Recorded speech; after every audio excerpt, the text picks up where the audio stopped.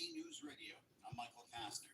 Former President Donald Trump will return to court this morning in New York as jury selection in his criminal trial continues. As of now, 7 jurors have been chosen. A panel of 12, along with 6 alternates, must ultimately be selected. The president is accused of falsifying business records in order to cover up payments allegedly made to an adult film star just prior to the 2016 election. The U.S. Supreme Court is rejecting an appeal by MyPillow CEO Mike Lindell over the seizure of his cell phone. Tammy Trujillo reports. The High Court rejected Lindell's request for a hearing without comment on Monday. Lindell was in a fast food drive-thru in Minnesota when FBI agents seized his phone in 2022. Lindell had claimed the government was retaliating against him for questioning the integrity of the 2020 presidential election. Investigators say the seizure was to determine if Lindell was sharing sensitive voting system information. I'm Tammy Trujillo. The president of Columbia University faced a grilling by lawmakers Wednesday on Capitol Hill regarding anti-Semitism on campus. Natalie Migliori with more. Good morning, everybody. I'm trying to get ready to get you your poll question, so I apologize to you. That broke out after Hamas's initial attack on Israel. She says the university's anti-Semitism task force is trying to do even more to actually clarify where language crosses the line from protected speech to Thank you, guys, for joining us. I appreciate it. Good morning to you. The committee questioned the leaders of Harvard, the University of Pennsylvania, and MIT over similar concerns. Presidents of Harvard and UPenn stepped down following those hearings. Performers at California's Disneyland Park are filing a petition to unionize. That vote will likely happen in May or June. Michael Kastner, NBC News Radio. I got to put some stuff in. Sorry about that, my friends. Trying to get the poll question. 23-point 15 board. Sixers clip the Heat to lock up the 7th seed in the Eastern Conference playoffs and a date with the Knicks. Kobe White, career high 42 to help the Bulls knock off the Hawks. Bulls will now visit the Heat tomorrow night for the East 8th seed. Pelicans and Kings face off tomorrow night in New Orleans for the West 8th seed. Pelicans forward Zion Williamson has been ruled out due to a hamstring strain he suffered in their loss to the Lakers. The NBA has banned Raptors forward Jonte Porter. Good morning, guys. I'm just trying to get your poll question up. The Chargers Apologize to you. running back J.K. Dobbins to a 1-year deal. On the ice, the Stars beat the Blues in a shootout to close out the regular season, clinching the West top seed for the first time. Braves swept the Astros. Astros ace Justin Verlander will make his season debut against the Nationals tomorrow night. Good morning to you. That's sports. Brought to Moss, NBC News Radio. The views and opinions of this show and program are not the views and opinions of this station, its management, or its clientele. 19 states have seceded. The United States Army ramps up activity. The White House issued warnings to the Western forces as well as the Florida Alliance. The future president of Jersey uprising will be dealt with swiftly. Let me know if you want to try anything on. I guess a way it's like a pretty huge civil war.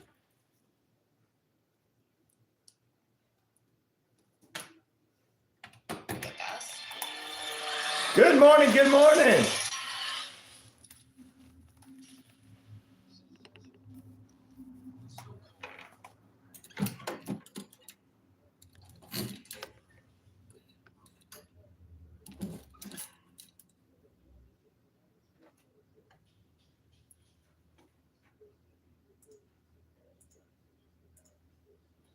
He does not. All right, there we go. Thank you for so far. So good.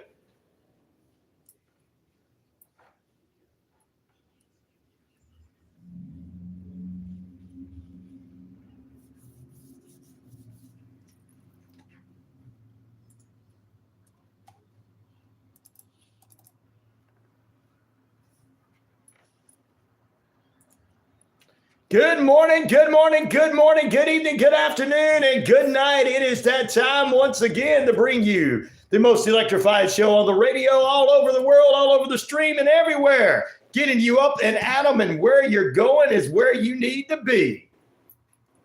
Let's go ahead and get it kicked off. You're in lockdown with yours truly.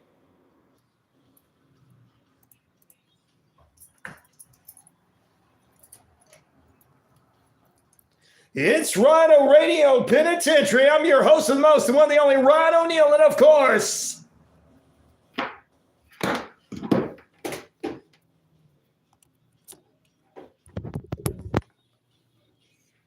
$50,000 plus of you worldwide, all over that. 50,000 plus of you worldwide over that. Across the Rhino Radio media page. Earth Rock Radio, New Mexico, Arizona, and the Navajo Nation. We're across the British Columbia Isles of Canada, and finally, the Jordan Communication of Family radio stations. East Alabama, West Georgia, including right here at 99.1 FM, WQEE, the key, home of Southern Sports, Inspirational Talk, and, of course, Headline News. Good morning, good evening, good afternoon to everybody tuning in. It is a good day. Whether they like it or not, welcome into period number 1 of 3 periods of nonstop play. Good morning, Julie. How you doing this morning?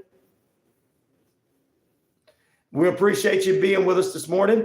Coming up in the next 3 periods of nonstop play, we're going to have True Crime Thursday episode. So we're going to talk all true crime news. Our guest, Courtney Liso from the Book of the Dead podcast, joins us, and we'll talk about a murder in Poland of a Polish man that happened a few years back. That's right. We're going to go across the seas for another unsolved homicide in small town USA. I believe we did solve this one, but it's all unsolved homicide, small town USA, but we're going to cross the border into another country. And we're going to talk about a man gets 47 years in life for kidnapping a 9-year-old girl. An 81-year-old man shoots an Uber driver over and over because he felt like his life was in danger. I got to talk about that and get deeper in it. We'll have some headline news coming up for you from the true crime episodes, as we'll talk about a married substitute teacher. What's wrong with these older women just trying to bang children? Let's just put it like that. You got a whole bunch of old perverts now. We go, hey, I wish back there. I wish back in the day where I can't even get it up now, but I wish back in the day my teacher would have did that. Everybody should be proud. No, it shouldn't be. That's why some of these boys end up messing. Their minds are messed up.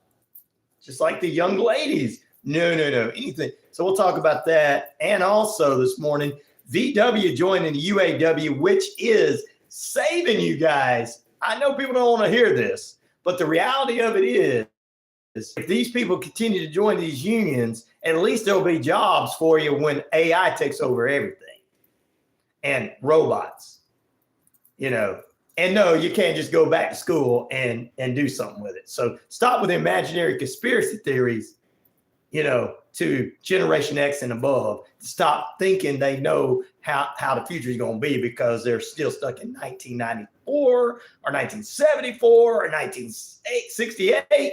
Some of the boomers. Guys, sodas are not 25 cents anymore. And hamburgers are not going to go down because of the automation of burger joints. The automation of burger joints is not rolling out right now as a, quote, test run. We'll talk about that this morning, too. So it is True Crime Thursday. We welcome you into the Rhino Radio Penitentiary on the YouTube page. Like, subscribe, and share as well. Which ID show did you enjoy the most? Or do you enjoy the most? Homicide Hunter, which is getting 100% of the votes so far as everybody's coming on. Fatal Vows, Murder Comes to Town, or Crime to Remember. All these are well-known shows on the ID network. There's many on them. I couldn't choose every one of them. Who to Bleep That I Married is another good one and everything like that. But Homicide Hunter, I think, is the most popular show on the ID network out of the Colorado Detective.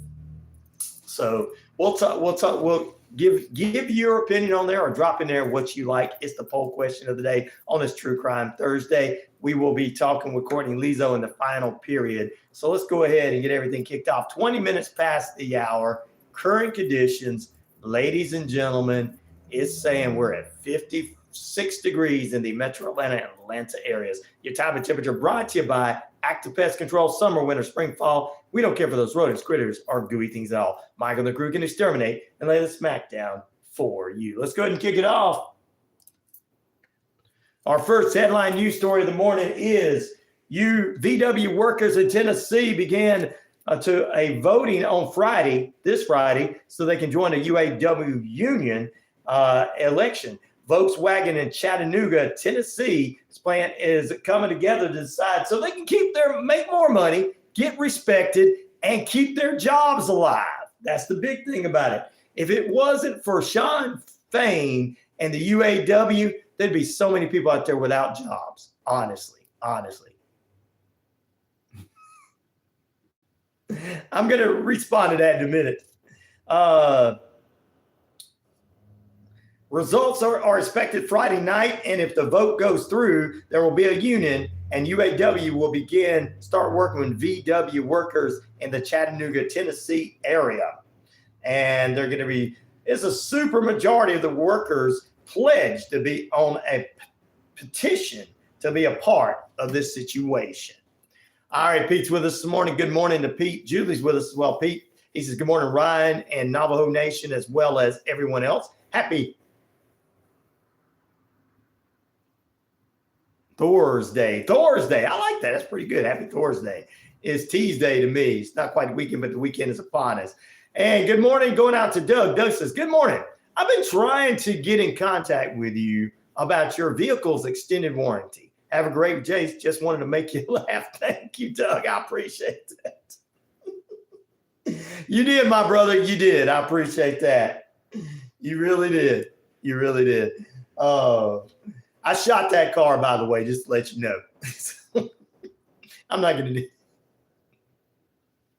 They're the only ones that are live people on calling you anymore, right? Hey, I'm just trying to get in touch with you, but yeah, look, I'm calling 20 people all day because we're only one of 3 live call centers in the United States. Thank you for leading into that. I tell you what, ladies and gentlemen, you tune in to 99.1 FM on the radio dial, all of our stream sites, Rhino Radio Penitentiary, 50,000 plus of you worldwide. Also, Earth Rock Radio in Canada and Earth Rock Radio Navajo Nation, and we're in Canada, and on the YouTube page. Please like, subscribe, and share. But yeah, I understand some people's thoughts on reunions and everything. Maybe back in the day it was a little different when, humans actually had to work. But in 2024, where everything is just gone automation and robots, I guess you call them robots. I don't know what it is.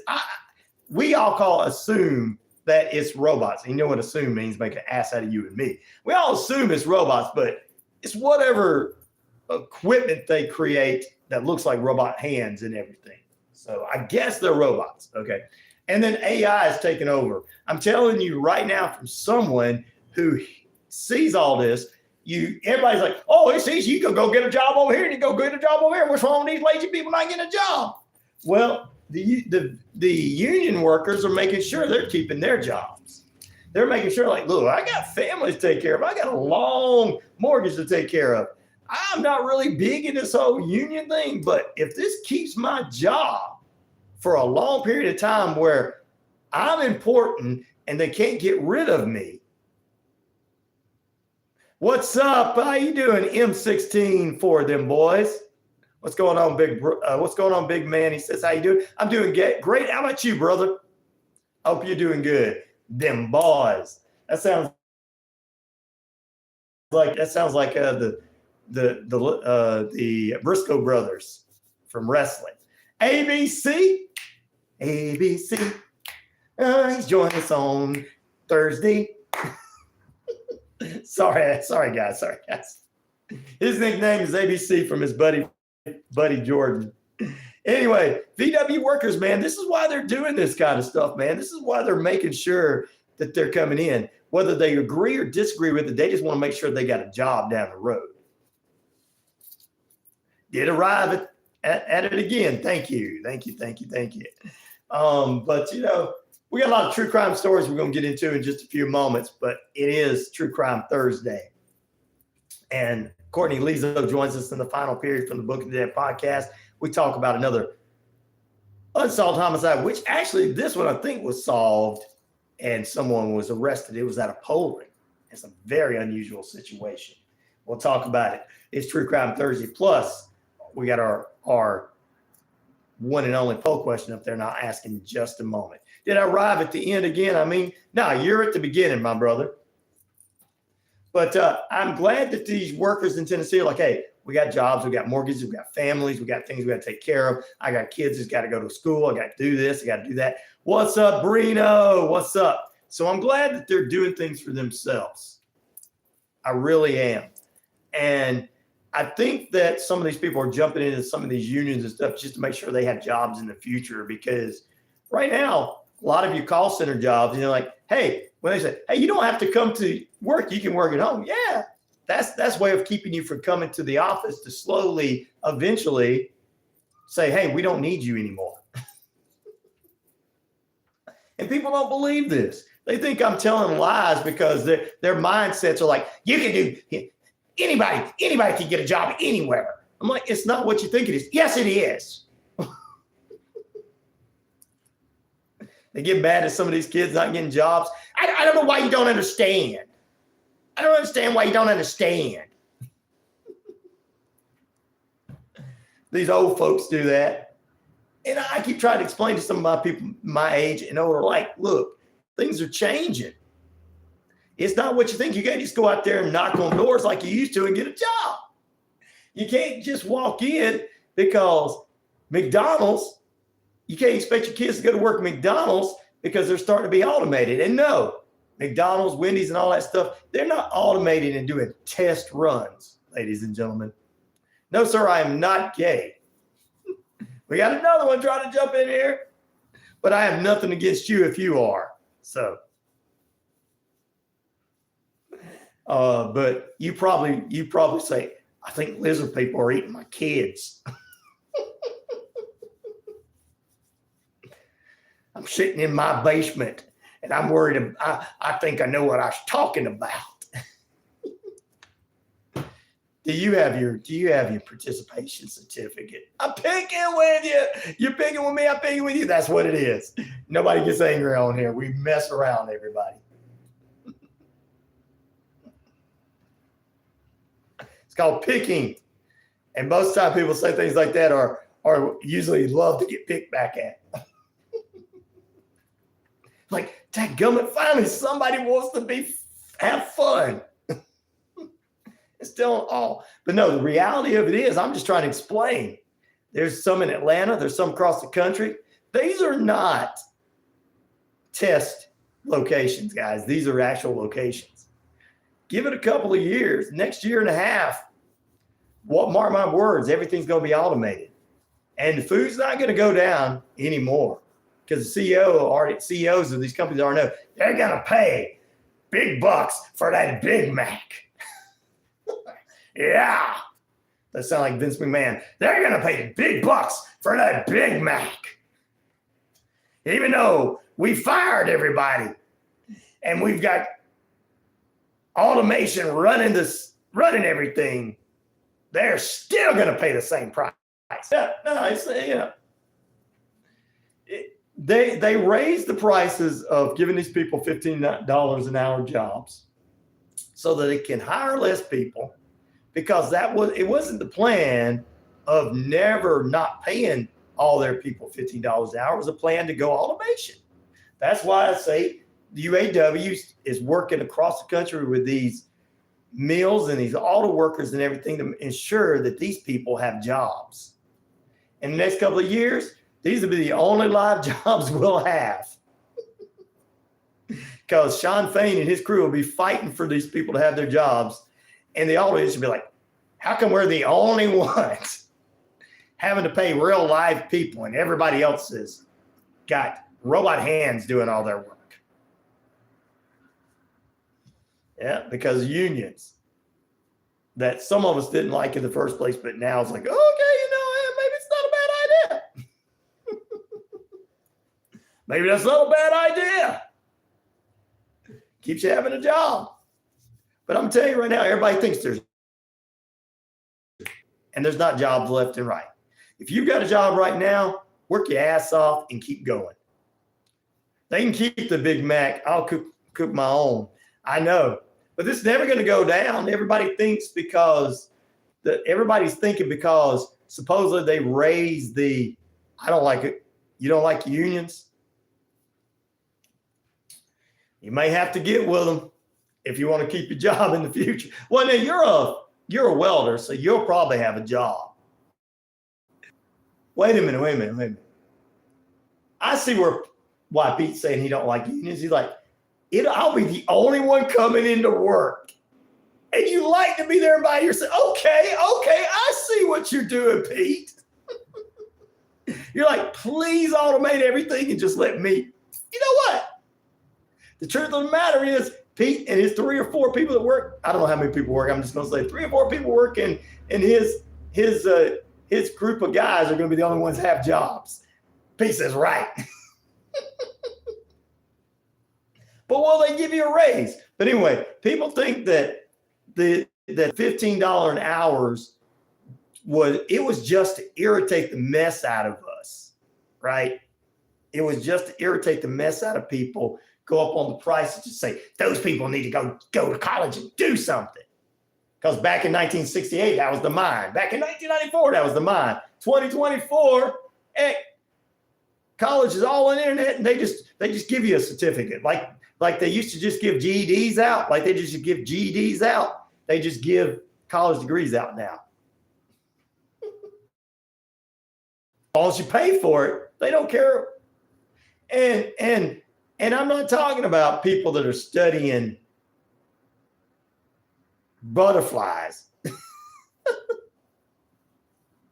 Wow. No. You should be making $35 an hour or more, bro. That's a special. When we were in high school, they had training classes for what you do. They had trade school classes, training and welding, and only a teeny-tiny small percentage of people could go to take that class. Everybody could take AP history if they wanted to, but very few people could take welding. So, man, that's not enough, bro.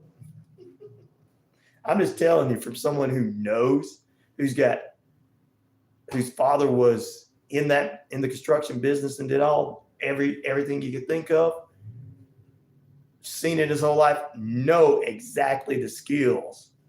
Wow. Yep, maybe we need to get you into a union to get you paid $40, $50 an hour. Actually, you need to be making $100 an hour. That's just my thought, but maybe I'm just too nice about people that work in that business, but it really is working with your hands. Hint, anyone hiring out there? Welders, anyone hiring out there for a professional welder? How many years of experience, Pete? Probably since you've learned the skill back in high school, like so many educated and awesome gentlemen did back then, and ladies too. But see my point about job, my point about everything, and how everything is right now. My point, ladies and gentlemen. Pete, in a skill that should be what honestly, it should be.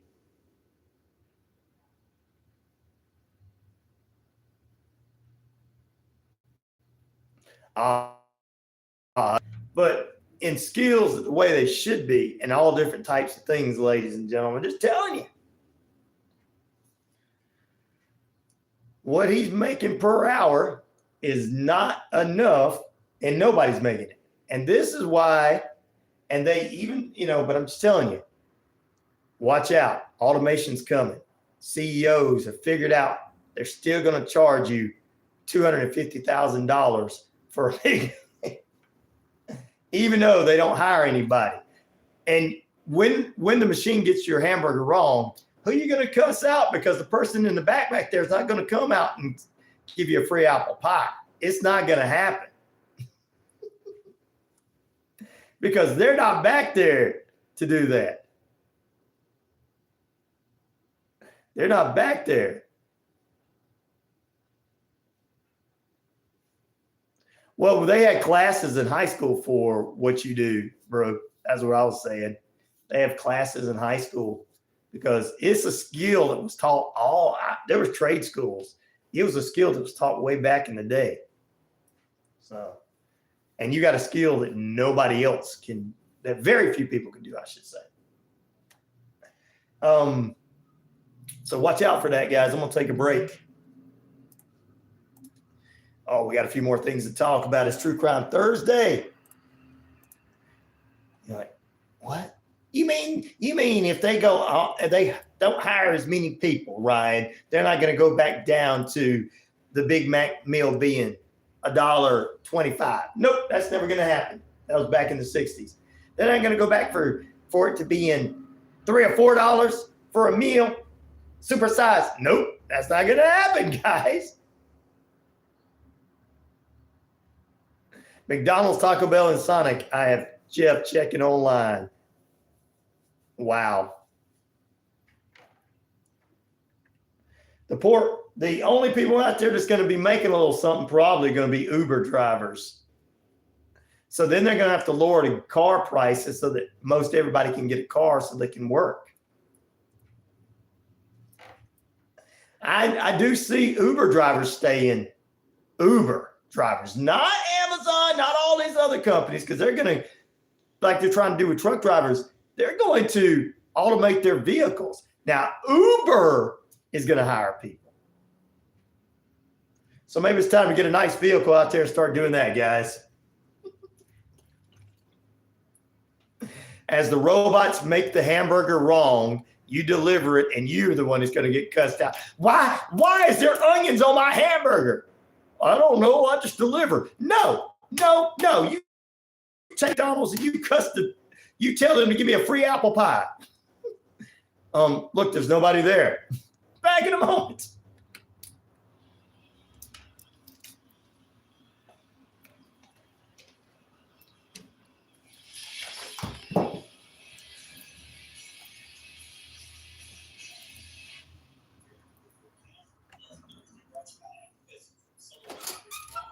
Your school didn't do it. Dang. Mine did because they wanted kids to have a different options other than just working. It was a meal town. Other than just going to the meal, they wanted them to have other options. Even though that would be hired by there, they want them to have other options. I'm ashamed of my nationality, so I have been avoiding talking about it, but it's kind of limiting my topics I can talk about. So should I reveal it? Why are you ashamed of yourself? No one should be ashamed of themselves whatsoever. Except for, maybe Jeffrey Epstein.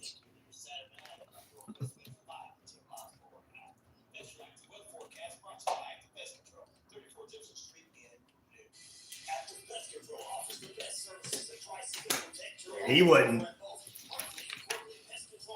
Okay, you're Russian. Okay.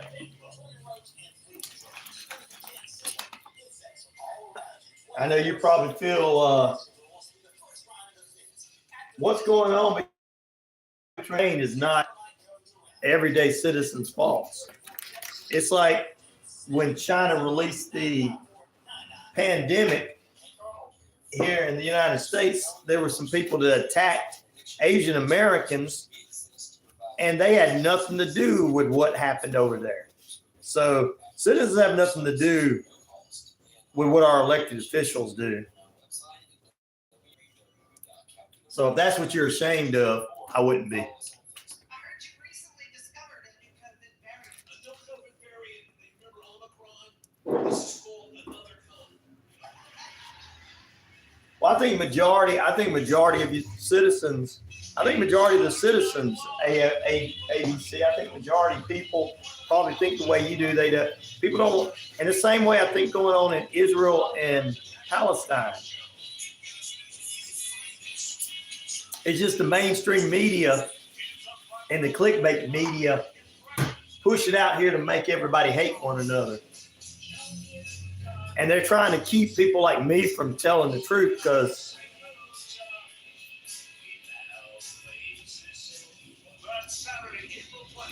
they don't want me to, they don't want somebody to bring everybody together. They want people, and I don't mean everybody's going to not listen to it, but yeah. So don't be ashamed of who you are because of what somebody else is doing.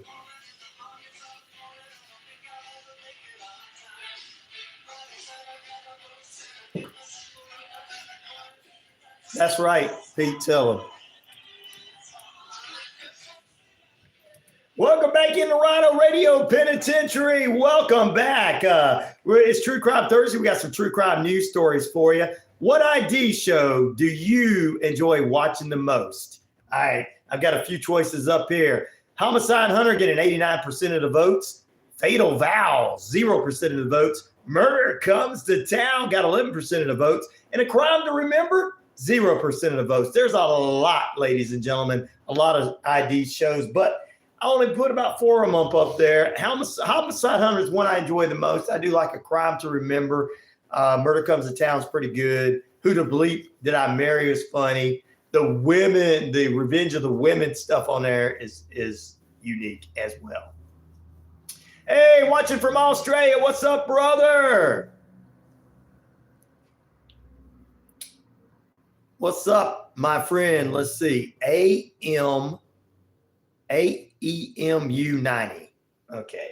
That's what I see. Thank you from Australia down under, my friend. I appreciate you tuning in on the YouTube page. Like, subscribe, and share, please. And ABC, brother, you are, like Pete was saying, he put some personal stuff in there. I'm not going to put it all over the air. Now, it's on the YouTube page. If you want to join, that's fine. So he's like, what is it? What is it? It's nothing juicy. It's just something. But like Pete says, we're all humans. And he says, it's your government. It's not you. So, and I know people do things on the internet because people are stupid, okay?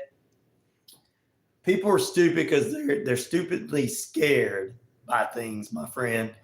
And if they are saying things to you because of wherever you are from is having an altercation or a conflict with another area, they're just scared because they're being led to believe by the false conspiracy theorists, the clickbaiters, the entertainment news, that everybody that's in these situations in Ukraine and Russia, in Israel and Palestine, that all of these people believe this way or that way, and they hate one another. It's just easier. It's just easier to make it into a whole wrestling gimmick. I always use wrestling as an example. It's a gimmick. It's a gimmick. It's a whole gimmick, ladies and gentlemen. One, you got to think about this. The countries that are fighting one another, one side, these are the heels and these are the faces, and then vice versa. They turn heel, they turn face, and they turn heel. Anytime these wars are conflicts that are going on between them, goes a little too much from one side to the other, it flip-flops to who's the heel and who's the face. So, and you as an everyday citizen in your area there, whether you're in Russia, Ukraine, over here in Israel, Palestine, Iran, you guys just get the information that they're providing. Always you got to look like the good guy. Greatest country in the world, America. We are the greatest country in the world. But we got some bad guys here. And sometimes we're the bad guy. Sometimes we are. We know it. It takes most of us to kind of figure out, sometimes we are the bad guy, but we kind of figure that out. And sometimes members of your government are the good guys and they're the bad guys. Sometimes they're the John Cena's and sometimes they're the Roman Reigns. Faces or heels. There you go.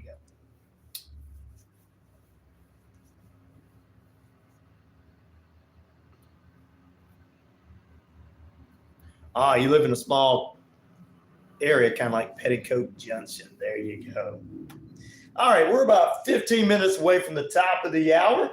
And I'm glad you brought that up because that takes care of our Israel at war and information that is worldwide that we are normally doing. I'm going to talk about a crocodile being caught in a charter fishing boat's net in just a few moments. But let's jump into a couple of true crime news. Authorities this is in Toronto, at an airport in Toronto, an investigation went into last year, a big heist of gold. I guess gold is still valuable. 15 million. I thought that new cryptocurrency was taking over. Okay, I guess not. The amount that was stolen last year was sent through a Toronto airport, and authorities were able to investigate into this and find out there. I guess they're still trying to find suspects in this particular situation. Wow. That's how Noonan used to be. It's growing so fast. Yeah, it is. I kind of like growth. I don't like crime with growth, but I kind of like growth because it changes the old mindset.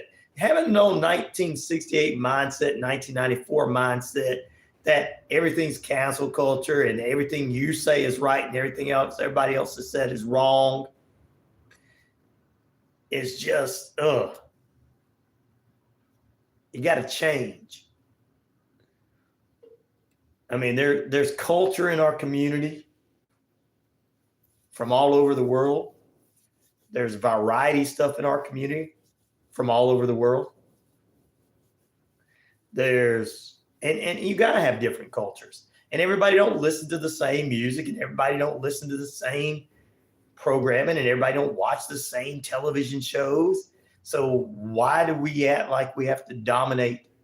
It's about one particular person. So I kind of like the growth myself. Oh, yes, sir. Thank you. I think it is coming through the webcast, sir. It is. I don't have it hooked in. I've got to get that. I'm going to be working on that. This was kind of a test run for the radio station. Thank you. Got us a professional in there. I love it. He knew what he was talking about. And but I'm just kind of working on it. I've got to get it worked in. I'm going to set me up a give me a tablet and everything and get everything hooked into the board, because what I want to do is get all the board stuff going through here whenever I take a break, because whenever I take a break, everybody on the air, all my streaming, everything, hear all my spots. I'm hooked up all my other stream sites, hear everything.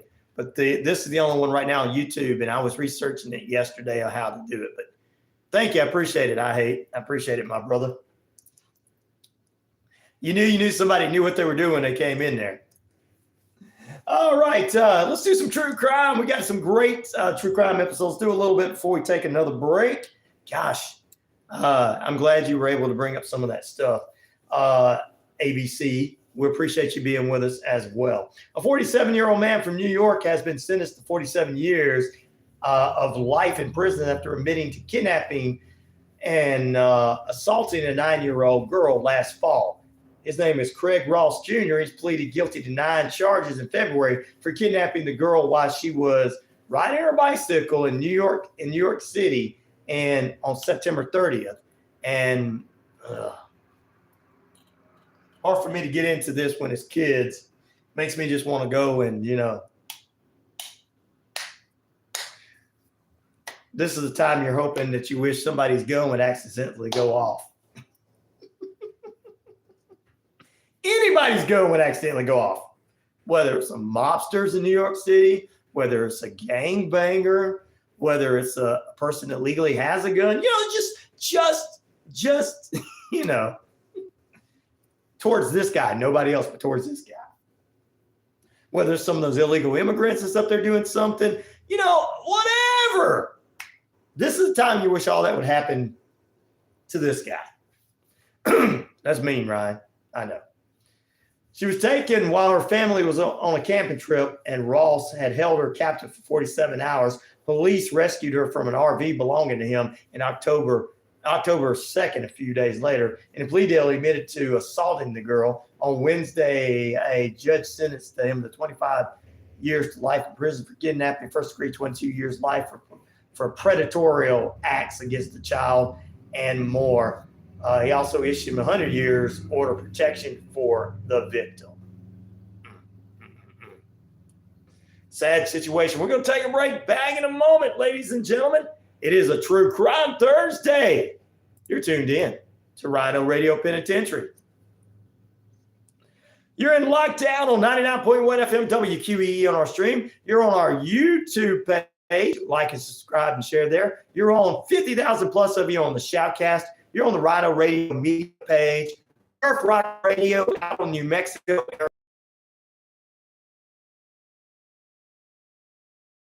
Back here in a moment.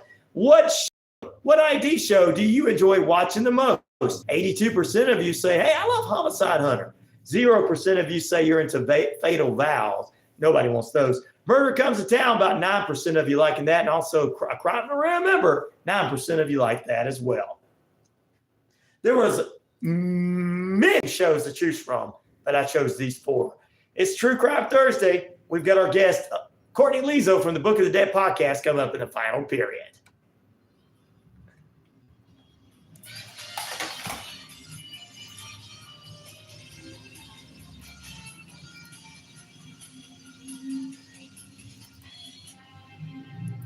Wishbone Fried Chicken is back in a brand new location, 31 Jackson Street, Suite A here in Newton. Same great taste, the best chicken around. Fish dinners, open Monday through Saturday, 10:30 a.m. to 4 p.m. Is Wishbone Fried Chicken right next door to their former location, bringing you the best chicken around. So great. Wishbone Fried Chicken, 31 Jackson Street, Suite A here in Newton. This is Margie from Connecting Hearts Network. I'd like you Okay. to listen to Linda Kirkpatrick explain to you what Family Patterns Matters is all about. Family Patterns Matter works with youth and their families to help overcome barriers that prevent their success. We meet twice a month with mentoring, tutoring, teaching life skills, resilience, gratitude, and kindness. We also bring music and art therapy. Please visit our website at Really? www.familypatternsmatter.com. All this is happening. Shopping for insurance doesn't have to be stressful. I'm Christy, owner of Ellsworth Insurance, located here in Newton, Georgia. We're an independent agency with access to multiple. Anyway, I remember because he was visiting recently. Oh, okay. One-stop shop for your insurance needs. So you got to visit with family. It's good the family gets to visit and treat one another with respect. You don't get that many times. You get a lot of dominating people all over the world.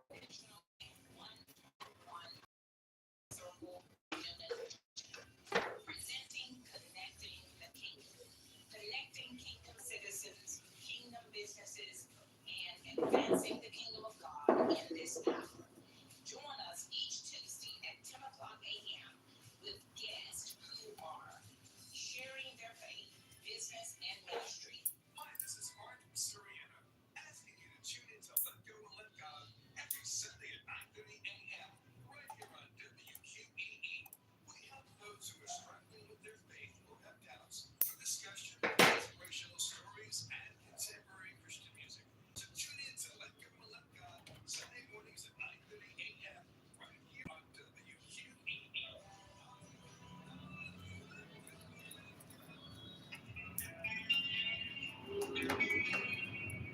Good morning, good evening, good afternoon, and good night. Thank you for everybody tuning in to the Rhino Radio Penitentiary. We're here with you guys.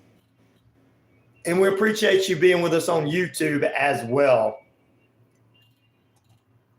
Let's take a look at what's going on. It's about, say, 5 minutes away from the top of the hour as we're holding at 50. It says, let me make sure. Sometimes this stuff wants to freeze up on me. 55 degrees is what it's saying as the computer wants to go white. At least it's better than that. What's up, Captain Hot Buns? Uh-oh.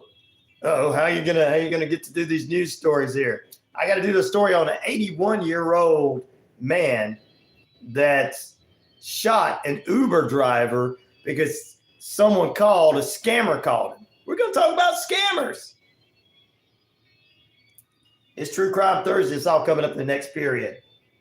I was going to give you guys locally a look at the traffic, but my computer says I'm going to freeze up on you, Ryan.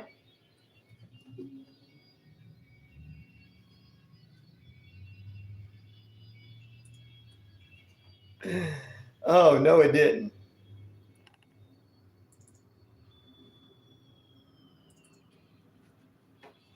Oh, it did. You got to love the internet. Everybody talks about it's the future and everything. Really? Is the future of AI going to be able to use it?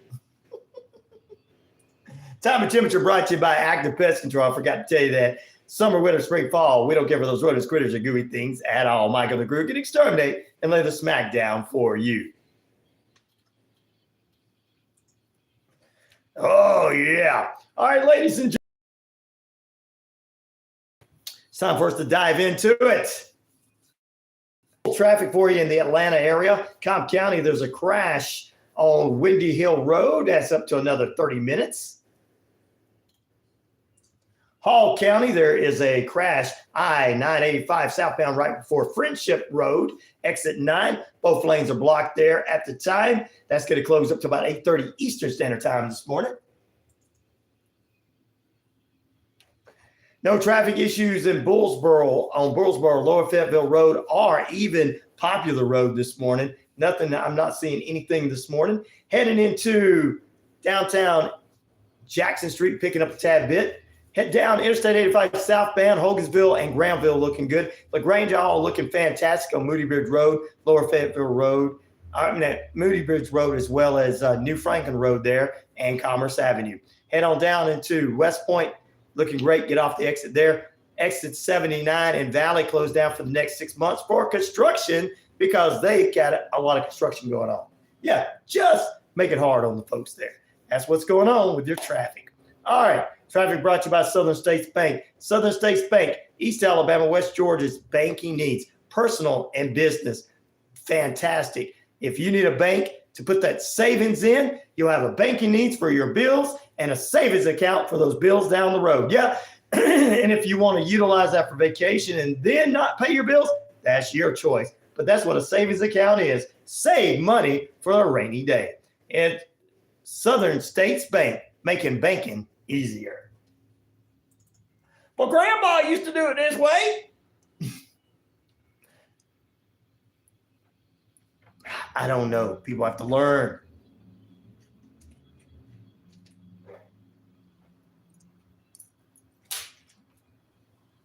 All right, we're going to take a break, ladies and gentlemen. Coming up at the top of the hour, we get into the news. We'll get into period number 2.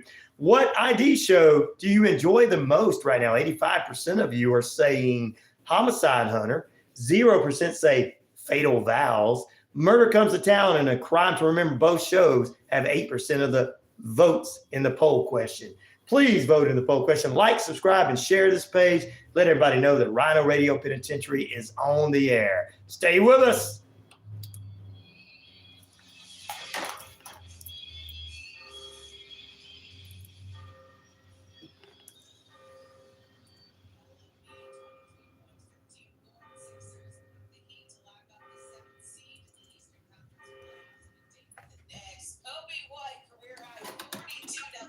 You voted for Homicide Hunter. All right.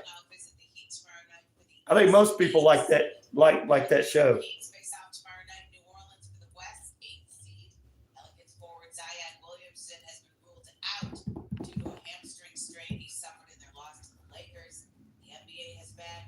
Forward John Tabor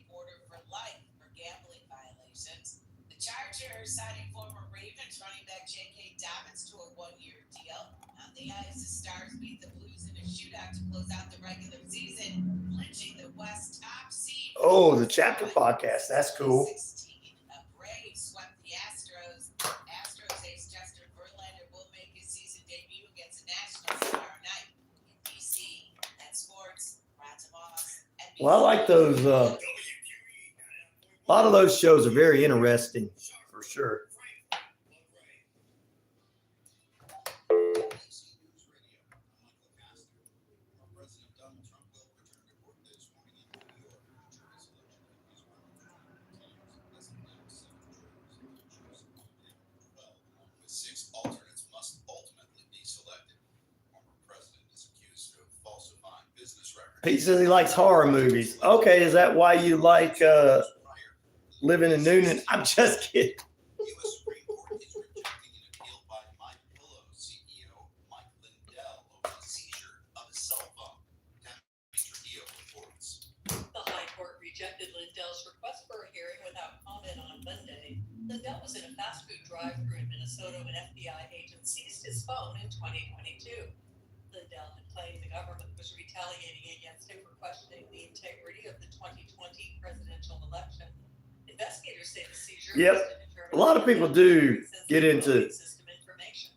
I'm Tammy Trujillo. He likes the horror movies, but I think he's got to watch all that stuff when Warrior Defenders is not around. Anti-Semitism on campus. Natalie Migliore with more. Columbia President Manouchian says the university made immediate changes in response to demonstrations that broke out after Hamas's initial attack on Israel. She says the university's anti-Semitism task force is trying to do even more. To actually clarify where language crosses the line from protected speech to discriminatory or harassing speech. Shafiq's testimony comes months after the same committee questioned the leaders of Harvard, the Oh, I believe it. Pennsylvania, and MIT over similar concerns. Presidents of Harvard and UPenn stepped down. Farmers at California's Disneyland Park are filing a petition to unionize. That vote will likely happen in May. They're going to unionize the parks so they can keep their jobs. Domino's Cricket Combo includes 2 medium wasabi pizzas, 16 Parmesan bread bites, 8 cinnamon twists, and a 2-liter Coke. Is that in the evening? Real people, how much they think it all costs? All of it? All of it. $44 or $45? ABC The 2 pizzas are probably 10 each. or morning? What if I told you that this Domino's Cricket Combo Good morning, Warrior Defenders. We were just talking about how much you love horror movies, and you and Pete always watch them every night together. I'm just kidding. I'm pretty handy around the house, but now that I have kids, I don't want to spend my Saturday installing a toilet or fixing an air conditioner. But thankfully, there's Home Advisor. Home Advisor helps me find the best home pros. Oh, in the morning, ABC. Any kind of project. Pretty early for you then, huh? Check their availability. I appreciate you being with us. It's morning here, so when I say good morning, it's good morning to you too. Go to homeadvisor.com or download the free app to get started. Hank Arnold here from Cowing Force. Cowing Force is Newman's own addiction recovery support center. We exist to provide recovery support services for individuals and family members who have been impacted by addiction. Our services are no cost, and all of our information is available. Here we go. I guess we're getting ready to go on.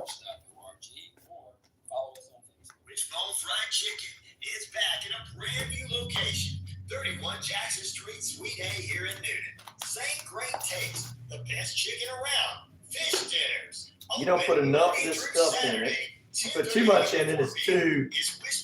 You put too much of this stuff in this water. Bringing you the best chicken around. So great. Those mix packs that everybody gets.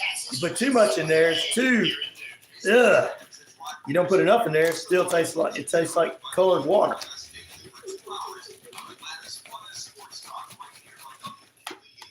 say fun because it is. You've never heard a show like it because we make the listeners a part of the show. That's perfect. Every day between noon and 2 p.m. Eastern, you'll hear plenty of the best sports talk, including the latest on the Falcons, the Braves, and more. And who knows, you might even hear you. That's the Rod Peterson Show, daily at noon, right here on WQEE. We're getting ready to go back.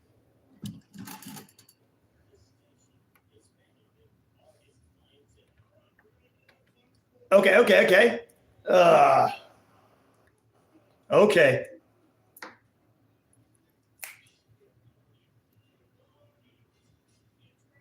Thank you, Cleveland. Peter, please take it.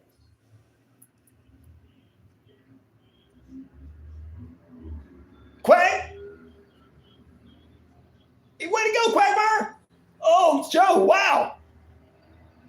It's okay, Quagmire, calm down.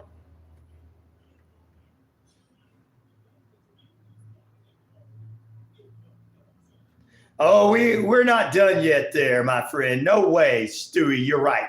It's period number 2 of Rhino Radio Penitentiary. You're in lockdown with yours truly. We are in the next period of True Crime Thursday. Also, it's Ever Home Sweets who are on the show on Tuesday morning. Big event from 12 to 2 today. Barbecue from Dunk's Barbecue and Rock Salt's Ice Cream.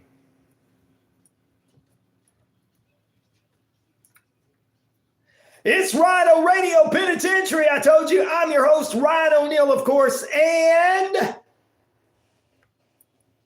I'm the game. Damn straight I am. 50,000 plus of you worldwide on the Shoutcast Shout Out Loud across the Rhino Radio media page. Earth, Rock, Radio, New Mexico, Arizona, and that Navajo Nation out there with 25 radio stations combined of internet and real radio. We're across the British Columbia Isles of Canada, eh? And finally, across the Jordan Communication and Family radio stations, including right here at 99.1 FM, our home location, the Talk of Atlanta, WQEE, the key home of Southern sports, inspirational talk, and news. We appreciate you being with us this morning. And to the haters out there, I got this to say to you. Listen up, haters.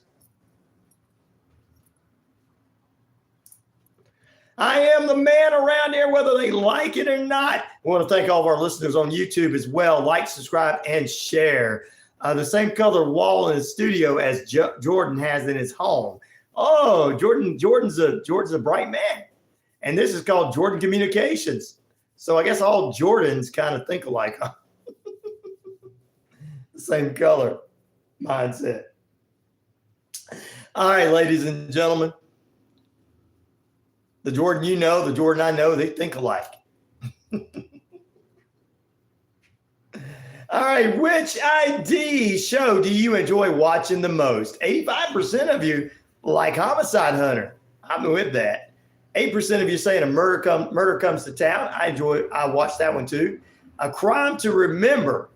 8% of you there. I've watched that one over. And finally, Fatal Vows getting 0% of the votes. So many of them. It's True Crime Thursday. We're going to dive into more true crime news this hour. We got Courtney Liso from the Book of the Dead podcast.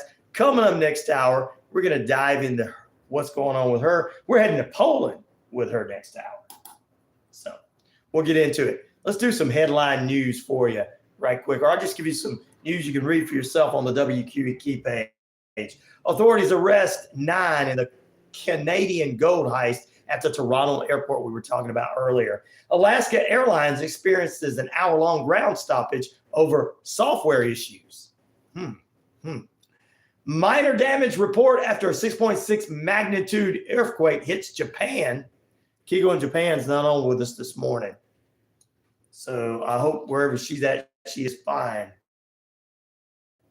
Netanyahu says that Israel will make its own decision on Iran attack response and that nobody can tell him. It's going to be his situation. Plus, we're going to talk about a Uber driver getting shot by a man because he thought that Uber driver was coming over there to get him, and some con men on the phone tried to con him out of some money. They go, somebody's on their way to get it. And they sent this girl over there, and she gets shot. She didn't know anything about it. I guess Jordan's like the color blue. I know, right? All right. Prime Minister Benjamin Netanyahu said Wednesday that Israel will make its own decision about responding to the missiles and drone attacks from Iran. Netanyahu delivered a statement after meeting with the British Foreign Secretary David Cameron and the German foreign minister as well about them urging him to restrain. These are allies that are urging him to restrain from making a response to Iran. After supposedly Israel did something to a embassy of Iran or something. He said, I thank our friends for the support and defense, support in both words and deeds. They also have all kinds of suggestions and advice, which I appreciate. However, I would also like to clarify, we will make our own decisions ourselves. The state of Israel will do whatever it is necessary to defend itself. Netanyahu also added he spoke with British Prime Minister on Tuesday night and will soon speak with other leaders, I guess, including the President of the United States. So there you go. Hey, DT is on with us this morning. What's up, DT?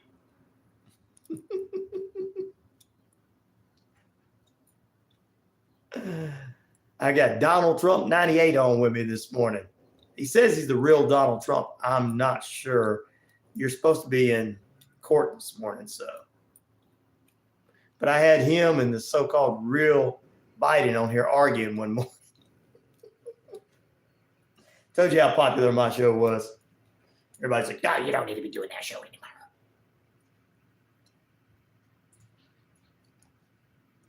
You don't pick sides.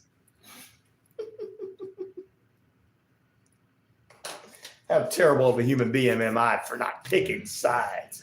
A crocodile got caught. A croc got caught in a charter fishing boat net. The captain of the charter fishing boat ended up catching a little more than they tussled with, as a crocodile came through one of their nets, bit through it, fight, and got out. A crocodile happened to be in Townsville, Queensland. This is in Australia, from Australian listeners. The video was shown about millions and millions of times as the croc tore through the net and swam away.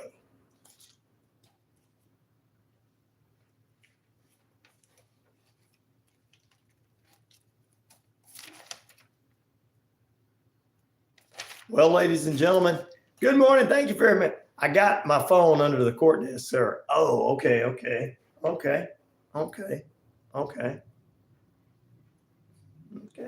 Makes sense. I appreciate that. I mean, you are, so, I can see that.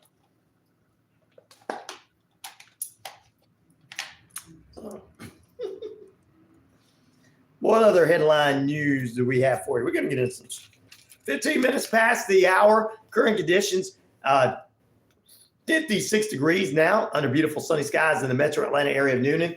This segment being brought to you by Choice Hotels and the brand new Ever Sweet Homes extended stay right here in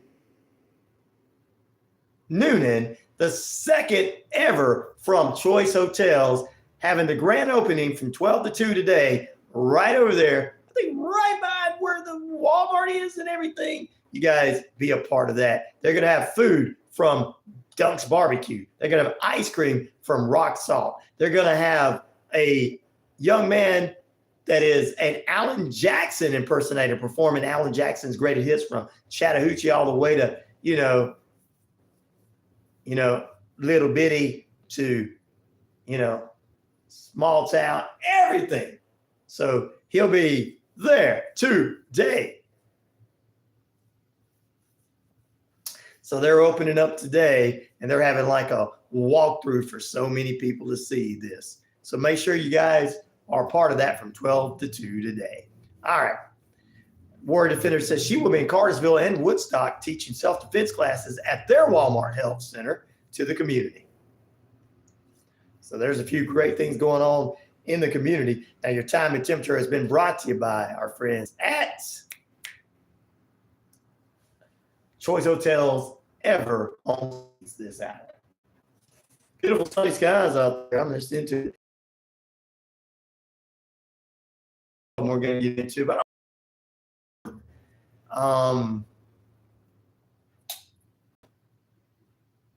See, he's got it under the desk. He sees he's not responding, so it's got to be him for real. An Uber driver is shot and killed by an 81-year-old Ohio man after both received scam calls. Here we go with the scam calls, the only real jobs out there. Can I get a scam call job? Because I'm going to tell you what, they're probably paying about $30 or $40 an hour while the rest of them paying $15. Yes, sir. Yes, sir. I am John. I want to talk to you. You know, a Gilbert Gottfried impersonator. Wow, that's cool.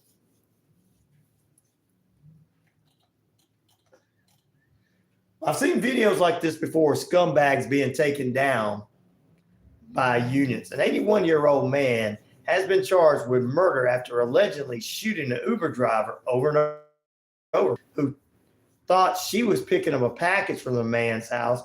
Both appeared to be victims of scam phone calls, according to the Clark County Sheriff's there. The Uber driver, Miss Hall, was fatally shot multiple times by 81-year-old William Brooks at his home on March 25th. Brock, who had called 911, had an injury to his hand and ear and was bleeding when police arrived. Ms. Hall, an African-American lady, was taken to the local hospital in Dayton, Ohio, where she passed away from her injuries. Investigators discovered that Brock had earlier received scam calls about a relative, threats and demands from Monday that an incarcerated relative. And an unknown man told Brock over the phone that he needed to pay $12,000 to get his nephew out of jail, which was false, ladies and gentlemen. Those calls are false. Brock told police the caller threatened to kill him and his nephew if he didn't pay the ransom. The same caller, our accomplice, later hired Hall using an Uber app to pick a package up at Brock's residence. According to the investigators, Hall was not aware of Brock had been threatened. Miss Hall, suffering from medical conditions and unarmed, made no threats or assault towards Mr. Brock and made no demands other than to ask about a package she was sent to retrieve. Brock allegedly held her at gunpoint and demanded to know the identities of the people who had called him. He also took Hall's phone and refused to allow her to leave, and adding that Brock did not call the police at this point, supposedly. When Hall tried to get back in her vehicle, Brock allegedly shot her and kept shooting her over and over into her vehicle. The sheriff's office said Brock then allegedly shot her 2 more times before calling 911. Wow. Good morning, Gail. Brock is charged with murder, which carries a penalty of 15 years of life in prison. Court records, police are considering other charges. Brock pleaded not guilty. His lawyers wanted him to get out on bail. Officers for the scammers, which I think the scam callers are the ones that should be held accountable as well. Uber on Wednesday said it was in touch with law enforcement and committed to supporting the investigation. Of course they are. This is a horrifying tragedy, and our hearts continue to be with Miss Hall's loved ones as they grieve, said the company spokesperson. And the suspect who ordered Hall's Uber trip has been banned from the app. Well, they need to find that person that ordered it and give it to the police so police can find these people. Because someone set this woman up to be killed. Been listening and sharing the show, everybody. Thank you, Gail, and the Zoo crew. I don't know what to say about this situation, ladies and gentlemen, except for now it's not even safe to be an Uber driver. You can't even make a living anymore. We talked last hour about all the automation coming and the unions and the UAW getting with another, the VW, they're getting with them so they can keep their jobs. Disney getting unionized, and why some of the other people are unionizing, getting in a union, because some of the people dress up as Goofy and Mickey Mouse and all that and run around and dress up as Snow White. Hey, all you can do is have automation, robots taking those jobs. So they're going to try to get themselves unionized in a union. our jobs are starting to disappear. Even though people out here say, there's plenty of them on the internet. There's plenty of them out there. No, there's not. Stop pretending. If there were plenty of them, you'd have one instead of sitting on your ass and living off the government while you're telling everybody else they're lazy. Are you living off of some man who's working an 8-hour job and selling moonshine on the side? Like Roddy, the getaway, the cameraman for the McMichaels over there in small town USA, Brunswick, that was following around those two men that killed that young man. Because they were afraid for their life, you know. Some people don't like me telling the truth. They don't. They want to live like Coke sodas are 25 cents, candy bars are 5 cents, McDonald's hamburgers are up to $3. A McDonald's Big Mac meals are $3.50. So I mean, some people still want to live like it used to be, or think like it used to be, and they think there's plenty of stuff out there. But like with this, it's not even safe for somebody to be an Uber driver. Well, I was talking earlier about, well, you know, Uber drivers are going to be the only ones that's really going to have jobs after the automation really takes over, because you're going to need somebody to deliver the food, and not every company is going to have it. You know, Domino's will probably have an automated vehicle, but Uber's still going to be out there, and there's going to be people who order Uber because they want somebody live to bring their food to them. And everything. So now we're seeing this with this woman being killed by scammers.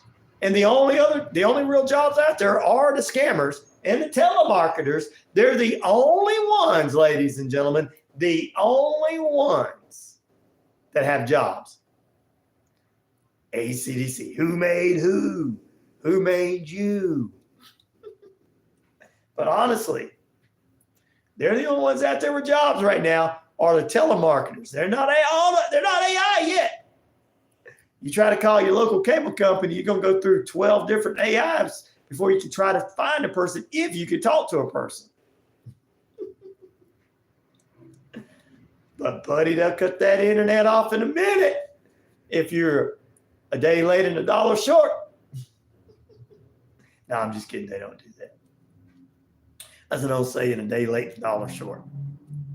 But I'm telling you, this situation with these scammers calling and threatening people, they get them all the time. They call and threaten. And I know they're scammers because there'll be times they'll call me and I'll just start, cussing them out.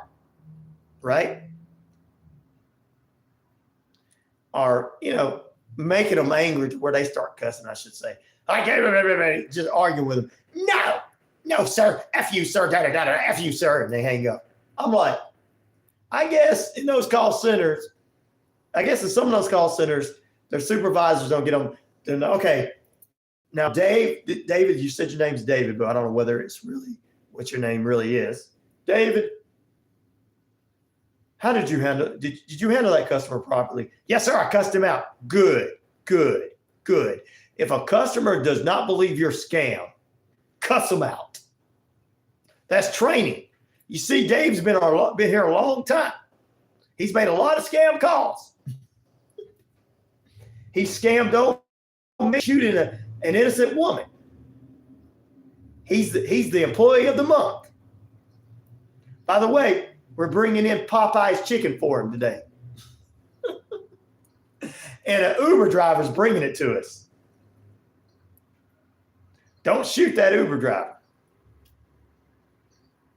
Drones deliver food and supplies. Yeah, pretty soon.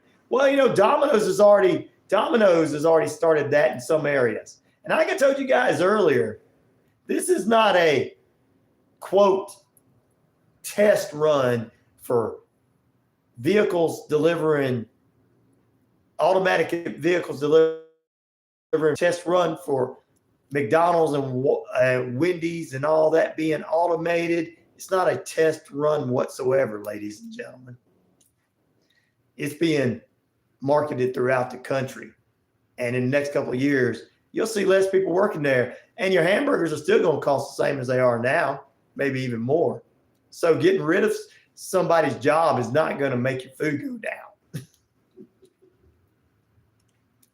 And charging too much for rent is not going to make your taxes go down. I mean, people need to stop thinking like that. We need to have some business classes for 2024, not business classes from 1985. I have been running my business mindset, the same business mindset since 1985. Yeah, but it's a different day and time in 2024. I don't care.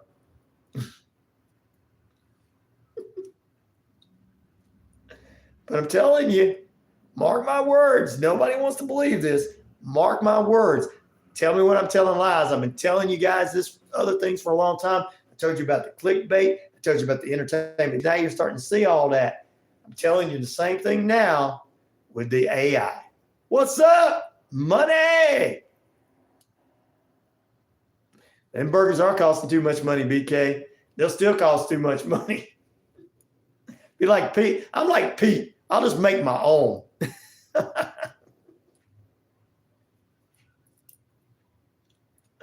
Look, you know the only people that are not losing money right now? People that are growing gardens and going hunting. They're looking at like the rest of us like, well, you guys are having problems paying your bills? What? Look at this gigantic steak I have. Oh, look at this venison I've got. Man, look, I make my own food. I went and killed rabbit. And rabbit is good. For those that don't know from all over the rest of the world, rabbit is good.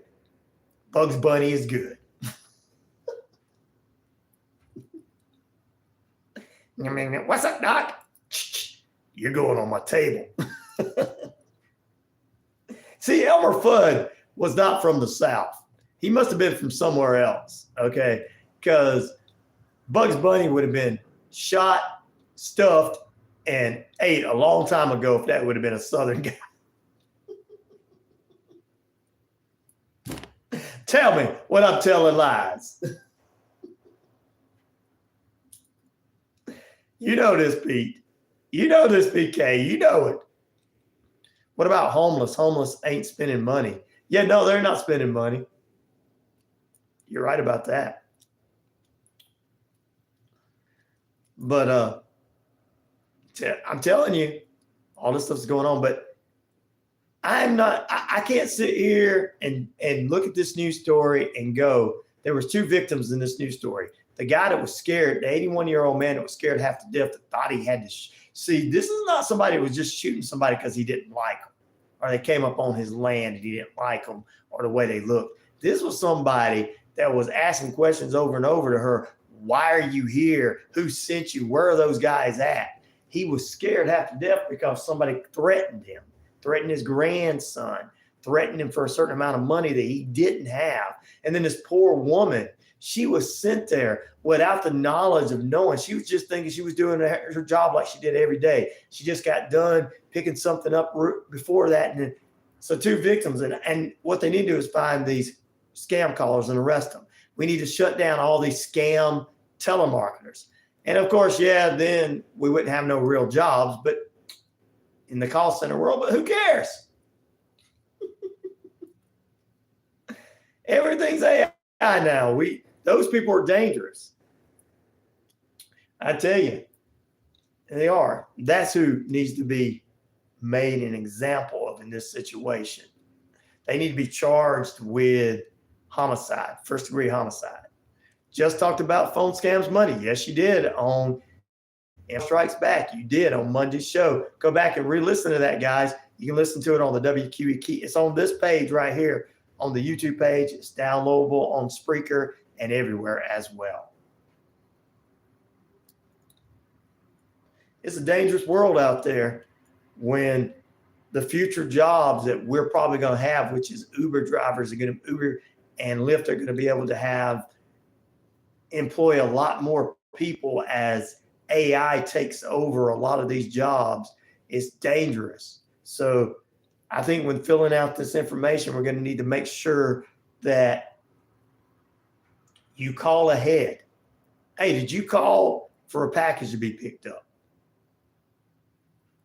No, I didn't call for a package to be picked up. Why are you coming to my house? Somebody threatened my life and my family.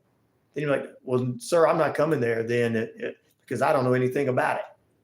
You know, it would have been just easy. I think Uber needs to put a callback number setting in there to call back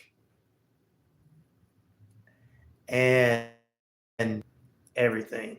So these kind of phones are outdated nowadays anyway. Worried to fit her, how's your driver? I need to get a driver. I got some things to do today. Woo-wee. All right, getting ready to take a break, ladies and germs. We thank you for being with us.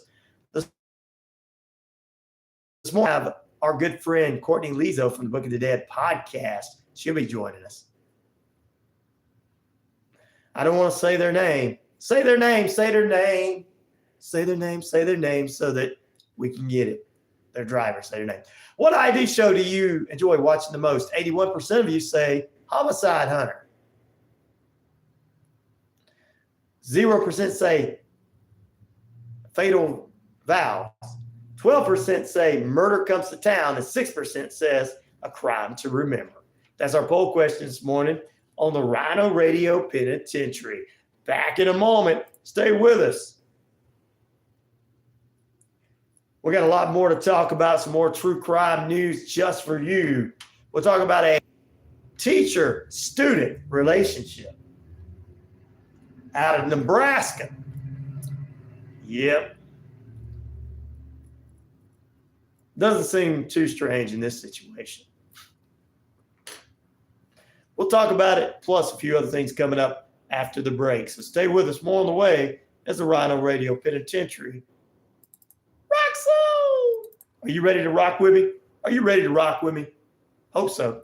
Back in a moment, more on the way as the Rhino Radio Penitentiary cruises on. Just a reminder that is from 12 to 2 having a live grand opening, as well as food from Dunk's Barbecue, ice cream from Rock Salt, as well as music from a Alan Jackson impersonator, and a walkthrough their brand new extended stay lodges known as Ever Home Suites. We had them on the show on Tuesday, and it's coming up today. Back in a moment.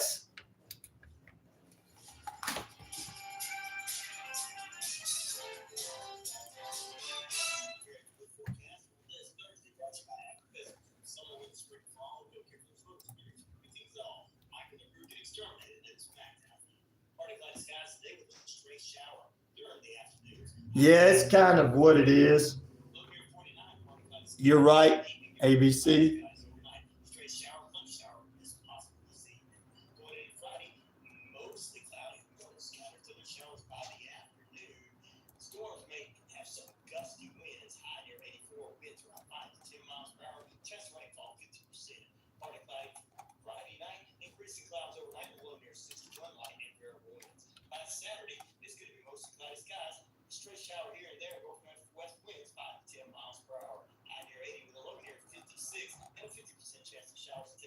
Saturday night, northwest winds 5 to 10 miles per hour. That's your active weather forecast brought to you by Active Pest Control, 34 Jefferson Street in New. Active Pest Control offers the best services and prices to protect your home, offering both monthly and quarterly pest control services, plus specific services like bed bug, vermin roach, and flea control. Even if you can't see them, insects are all around you 24/7. Active Pest Control wants to be the first line of defense.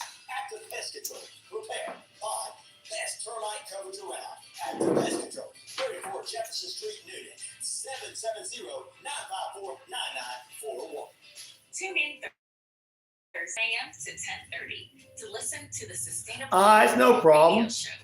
I figured there'd be one out of the 4 that wouldn't get any votes. That's why I put that one in there, because if I'd have put another one there, like, who the bleep did I murder? It'd have been hard for you to choose between all those.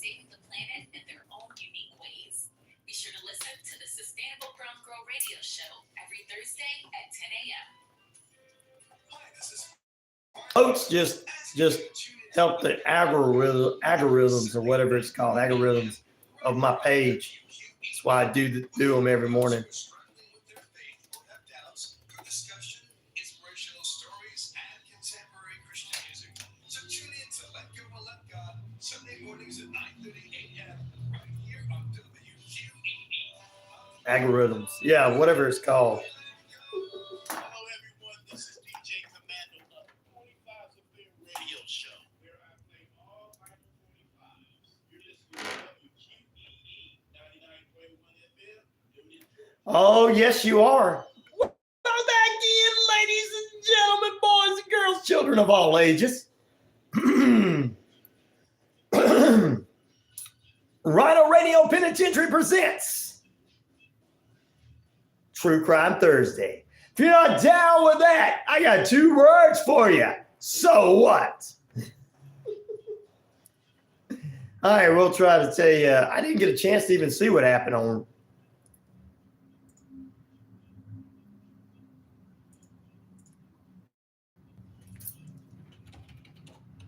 wrestling last evening. I'm not going to be able to pull anything up because every time we turn around, the damn McAfee wants to come up.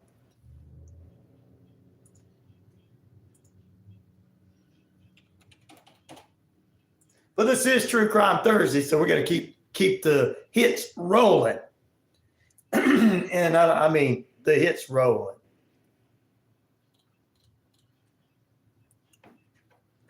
All right, let's jump. All right, let's jump in here. Let's jump into a couple other news stories in the world of true crime. True crime. Let's jump into this one. Married substitute teacher in Douglas County, Nebraska, stands accused of sexually abusing a 17-year-old student after she was caught in the nude, in the buff, with no clothes on, with him in the back of her vehicle over the weekend. On Saturday, April 19th, Douglas County sheriffs found 2 people in the back seat of a vehicle, 2015 Honda. And of course, this car is parked there for a while, so they were going to check it like they normally do. Is this an abandoned vehicle or whatever? Well, the 17-year-old saw him coming up, and he jumped in the front seat and took off for a ride. Trying to escape as fast as he can. He crashed a couple times, and he fled on foot in the buff. He was in the nude. And when they came upon the vehicle, Erin Warren was trying to get her clothes back on.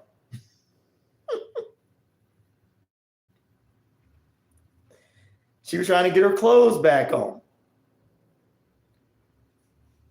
Sheriff's deputies have charged her with, and she admitted to having a sexual relationship with the 17-year-old. Warren is in custody. She's going to get divorced too. Now, I know there's going to be some. We sit here and, we're all about the intelligent women who work hard.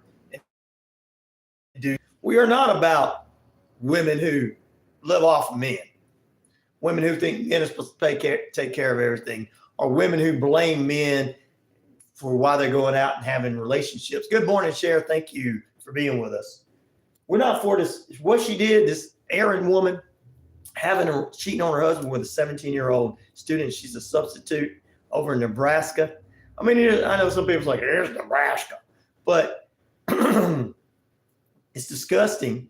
It's not cute. It's not funny. It's not, I wish I had a teacher like that. No, it's terrible. We're having too much of this happening. And every time these women go, well, I fell out of love with my husband. Well, you're all fussing about the economy and people having to work and then have to work extra hours to make extra money. You have a good day too, Warrior Defenders. Enjoy your day. And fussing and cussing about this, and we turn right around, and this woman's going to say, she's probably going to say she didn't have enough time with her husband while she was having a relationship with someone else, which was a 17-year-old. And in Nebraska, I don't know if it's legal or not, but you have to look and see, because some of these states are like, you can be with them there 15 or 16-year-old Bob. Arkansas or Mississippi.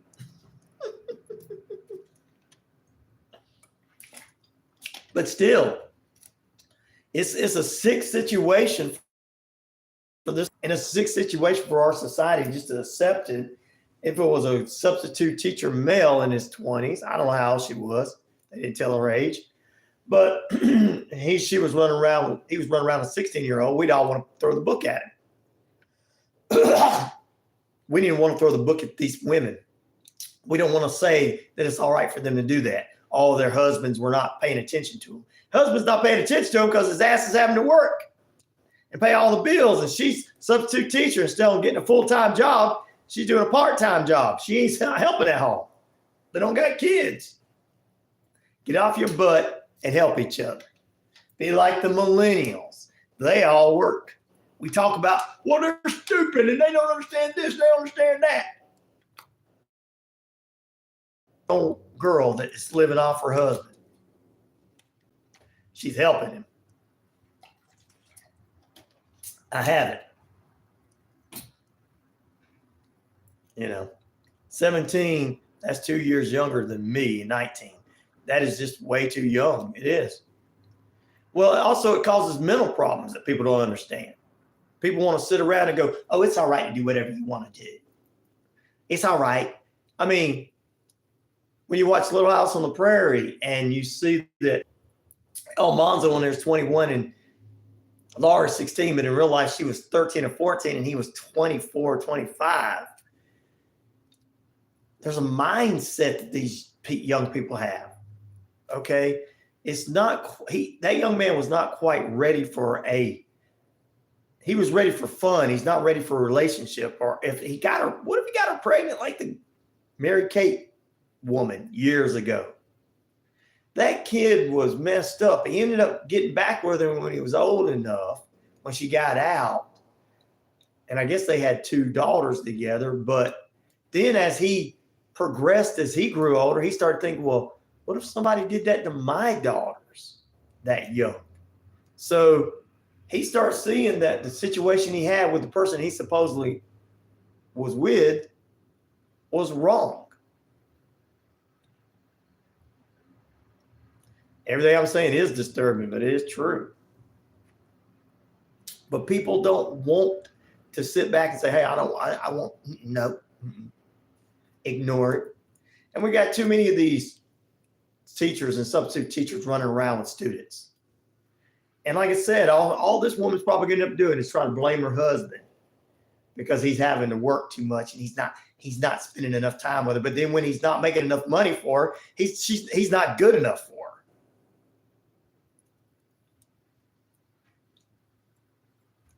We got to get out of that mindset, ladies and gentlemen, that people are not good enough. If they're working too much, they're not ignoring you, ladies. If they're not making enough money because they're coming home early and not making enough money, they're not ignoring you. Okay. The problem with some people in this world is we got that mindset from 1994, 1968, 1970 that when, like I said earlier, when colas were 25 cents, sodas were 25 cents. It's not like that anymore. We got to get over. Forcing people and forcing people's hands. I guarantee you, she's going to blame this on her husband because everybody's like, why would you have a relationship with a child?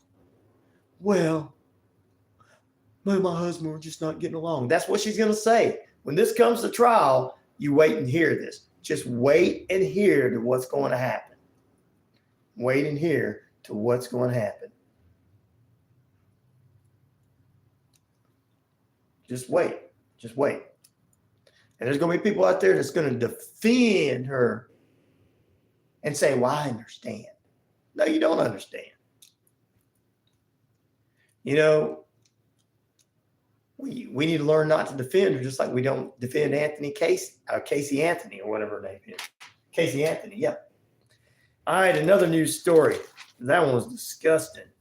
Police in Henderson, Nevada recently arrested two 18-year-old brothers in connection of igniting a type of fireworks type explosion at a building last month. On March 27th, the Henderson Police and Fire Department went to the Church of Jesus Christ of Latter-day Saints as the two brothers, Caden and Connor, set an explosive device there. And according to members of the church, these guys that came to the church to see what was going on, to see, they were invited to the youth group and everything, and that's when they set it off. Wow. It's amazing that these kids, these 18-year-old kids doing this. It's amazing what happened.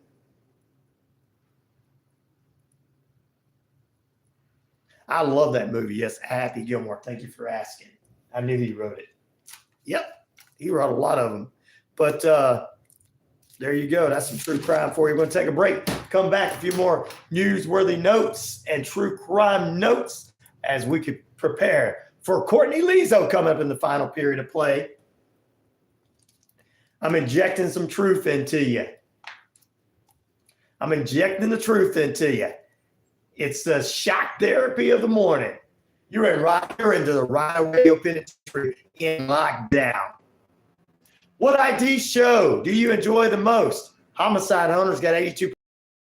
Murder Comes to Town got 12% of the votes. A Crime to Remember got 6% of the votes. And boom, boom, boom, boom, boom. Fatal Vows has 0% of the votes.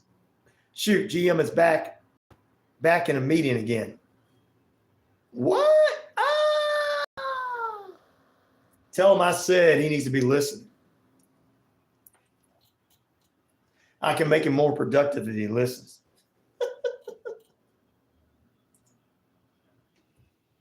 All right, back in a moment, ladies and gentlemen. Stay with us.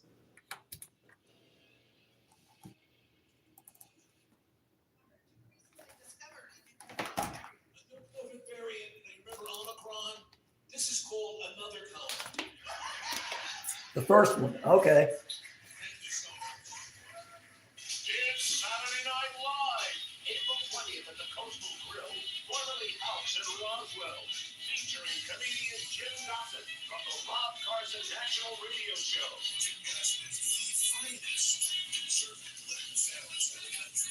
It's a fun-filled night of comedy, impressions, and brand new parody songs.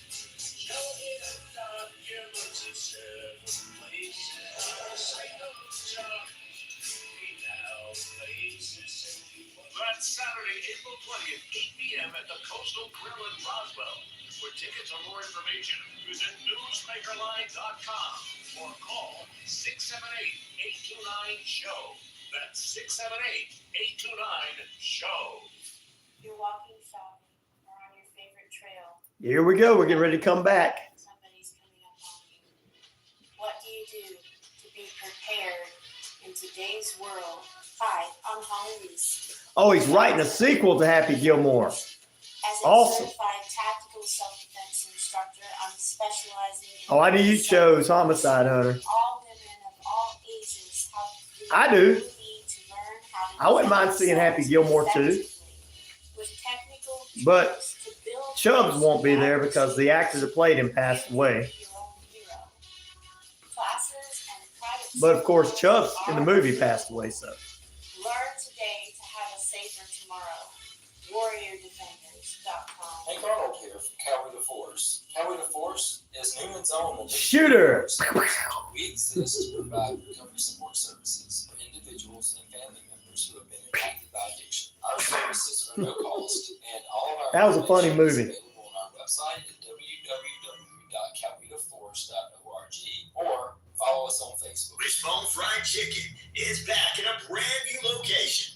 31 Jackson Street, Suite A here in Newton. Same great taste. The best chicken around. Fish dinners. Open Monday through Saturday, 10:30 a.m. to 4 p.m. It's Wishbone Fried Chicken. Shooter, right shooter. next door to the Florida location. Bringing you the best chicken around. So great. Wishbone Fried Chicken, 31 Jackson Street, Suite A, here in Newton. This is Dave Scott, host of Spaced Out Radio. Come join us every night starting at midnight on WQEE 99.1 FM. Together, we will head down a path of mystery and unbelievable stories of people experiencing true tales of ghosts, UFOs, monsters, from the finest storytellers we know. Tune in Spaced Out Radio nightly on WQEE 99.1 FM. My friends, we own the night.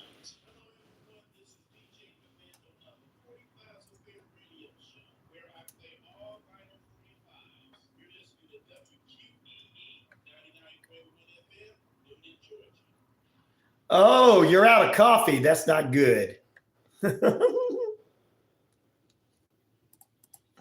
Welcome back into Rhino Radio Penitentiary. Raining again in Iowa today. It's beautiful sunny here, thank goodness. Pete says it's beer time. Well, it's 5 o'clock somewhere.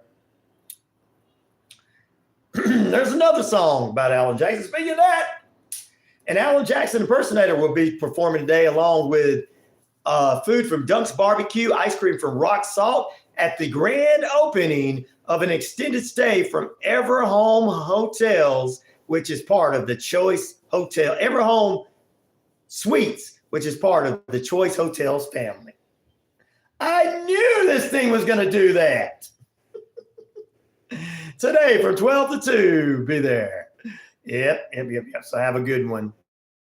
On to it. Cher says she's looks like it's happening in the real world since the first one. Good. He's talking about Adam Sandler's bringing back Happy Gilmore 2. There you go. All right. It's about 10 minutes away from the top of the hour. Beautiful sunny skies out there. Time and temperature, and it's currently 57 degrees. Brought to you by our friends at Active Pest Control, 34 Jefferson Street in Noonan. Summer, winter, spring, fall. We don't care for those rodents, critters, or gooey. Michael the Group can exterminate and lay the smack down for you. Pete says root beer, not beer, to let you know. Sweet Leaf says, that's what I thought. Sue says, I could take the other, but not this early. Tim says, no comment. It's 5 o'clock somewhere. Alice in Canada says, good morning, eh? Mike and Dave in Canada are both responding to you, Pete. They say, yeah, it might be 5 o'clock somewhere, but it's a little too early for that. That's what Dave said. Mike says, whatever, Dave. I'm going to join him. Gail's like, pizza, beer, and donuts. Is that donuts? I don't know. I know she's got a Happy Meal down there, or a Big Mac meal she's putting there now, too. Pete says, not at work, laugh out loud. Why? Some people's bosses don't care if they do that. All right, run down on last night's Dynamite. Mercedes Monet says she was attacked in the dark. People making her think it was Julie Hart. Lights off. She's putting everybody on in the women's division on notice. Adam Brody King and Julie Hart back. So that was it. Mercedes Monet came out. The Elite won their match with Okadi as they beat Garcia and Petra. In the ring, Chris Jericho told Hook, I'll put you off the ring apron last week because I didn't feel you were. Everybody who's listening to me in AEW has risen to the next level, and that's what I want for you. Are you ready to send her my learning tree? Hook said, no, I don't need any help. Jericho told him, don't be stupid. Taz told Jericho to relax. Jericho told Taz, I'm doing what you should have done 30 years ago and given this kid some proper guidance. Jericho told Hook, I need to help you get rid of this dead weight that has surrounded you your entire life. You are not as good as you think you are. Taz was getting ready to say something. Jericho pushed it. And then he pushed it back and they got into a pushing match. Jericho left. Okay. That was the most exciting thing to happen last night. And Deanna Perez beat Maria May. Orange Cassidy beat Shane Tate. I'm coughing because that match sucked. And Triple Letter comes out. He's already turned on himself. Best match of the night. Will Ospreay defeated Claudio Castanovia. And then John Moxley got in the ring and threw somebody else out. Tashaki came in and he threw him out. And I guess there's some kind of fight going on there. Moxley battled with Hobbs in the ring until Hobbs left. Of course, I know what happened. Don Callis' family came out and helped. That's it. And then Moxley and them came out. Yeah, okay. Ring, Swerve Strickland challenged Samoa Joe to come to the ring. Joe started his way. They got into an argument. They got into a fight, and Joe muster busted him. That's the boring AEW matches since. The only thing they've ever had. I keep pausing all morning. I'm not pausing. Not familiar with any of those wrestlers. Jericho's a mentor now. Well, he's been wrestling there for a while, and a few guys that were under his learning tree or in his group become stars. But Taz's son,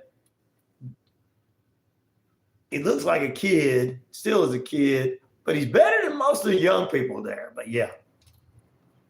Well, AEW is not quite where they need to be. When you when you let your big star leave CM Punk to go back to WWE and you put over a guy named Orange Cassidy that nobody cares about, yeah, your company's going to be going down the drain. Why? Because they're building up nobodies, Ryan? Yeah, because they're building up nobodies. Exactly. The way you build them up is the way Jericho built up Sammy Guevara. That kid, well known. So there you go. We're going to take a break. Back in a moment. We got Courtney Liso next. Good morning. Good morning. How you doing this morning? Good, how are you? I'm doing good on this Thursday morning. Good. Yep, just ready for another day. Yeah. It's been a busy week. I'm ready for the weekend to be less busy. Almost the weekend. Yeah, it is.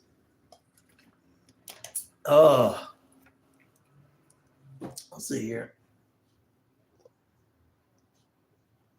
I got that. That's going. Let's see here. Put this in. So this is the one you were telling me about that we're doing today from Poland. Yeah. Oh. This is This going. is the weird one, the crazy one. This is going to be a crazy. Oh, okay. I can't wait for this then.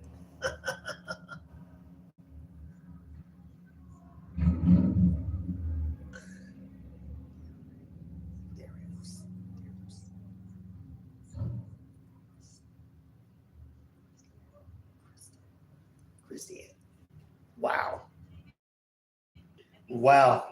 Yeah, I saw the picture of the victim and the suspect, and I just figured that they just seem like two type of guys that would either be friends or cousins or something. Yeah, they are, and Oh, really? They look like that.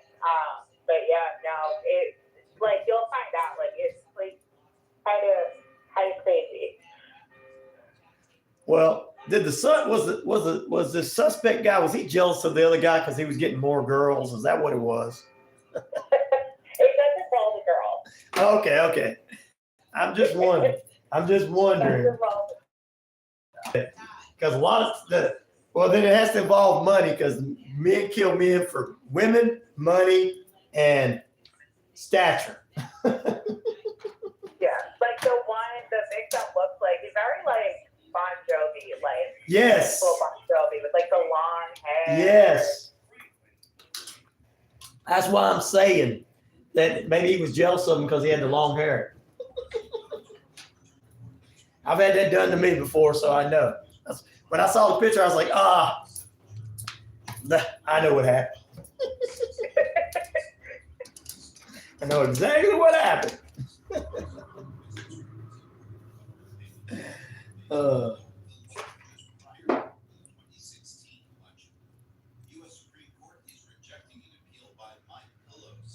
You guys wanting ice cream? Oh, ice cream for everybody. Okay, Gil's saying that. Okay. They're in my feed saying my listeners are, wow.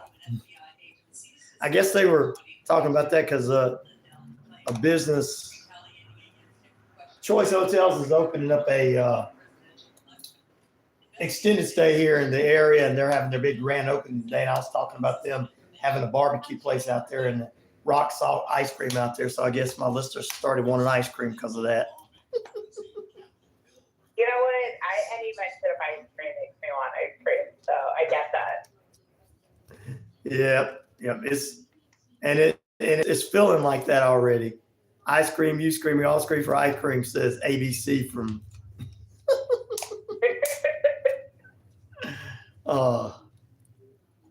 That's cool.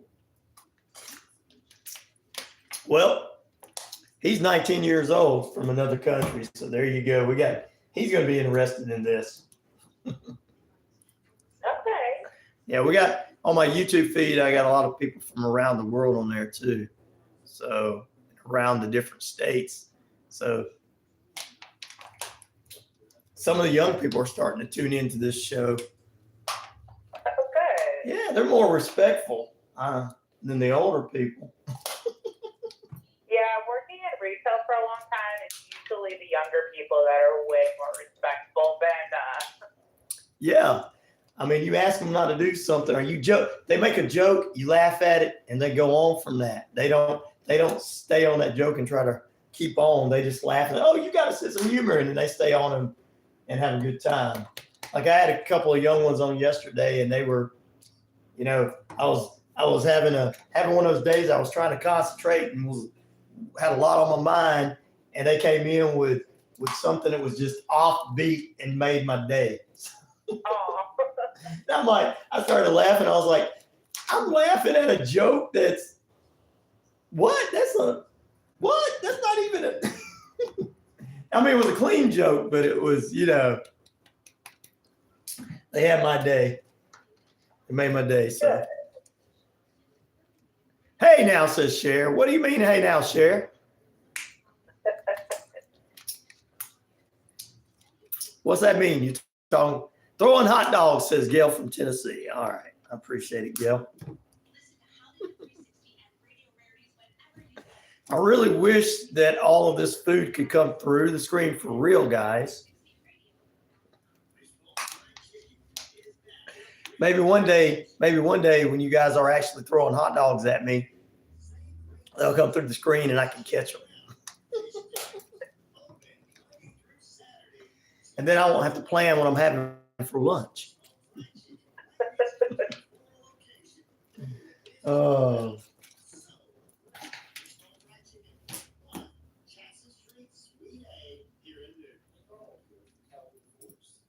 All right, let's get this. I'm going to put in that.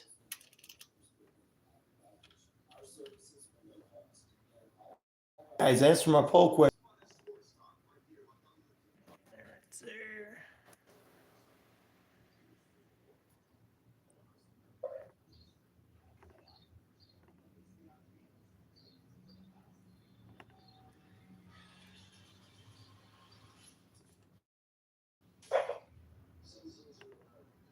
All right, poll question back up. There we go.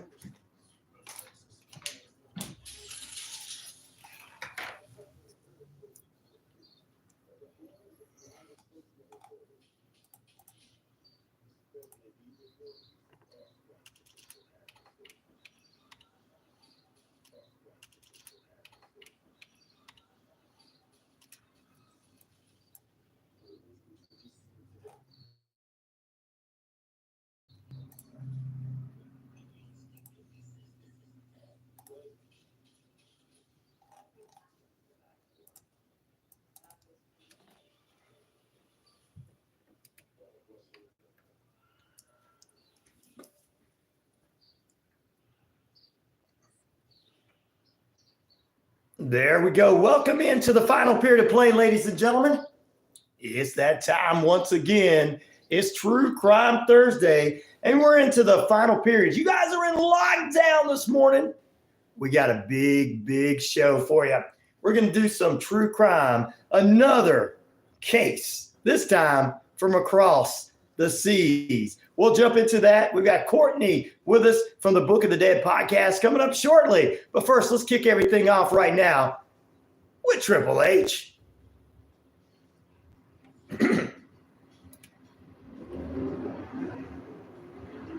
It's Rhino Pit. I am the game. 50,000 plus of you worldwide on the Shoutcast. Shout it out loud across the Rhino Radio media page.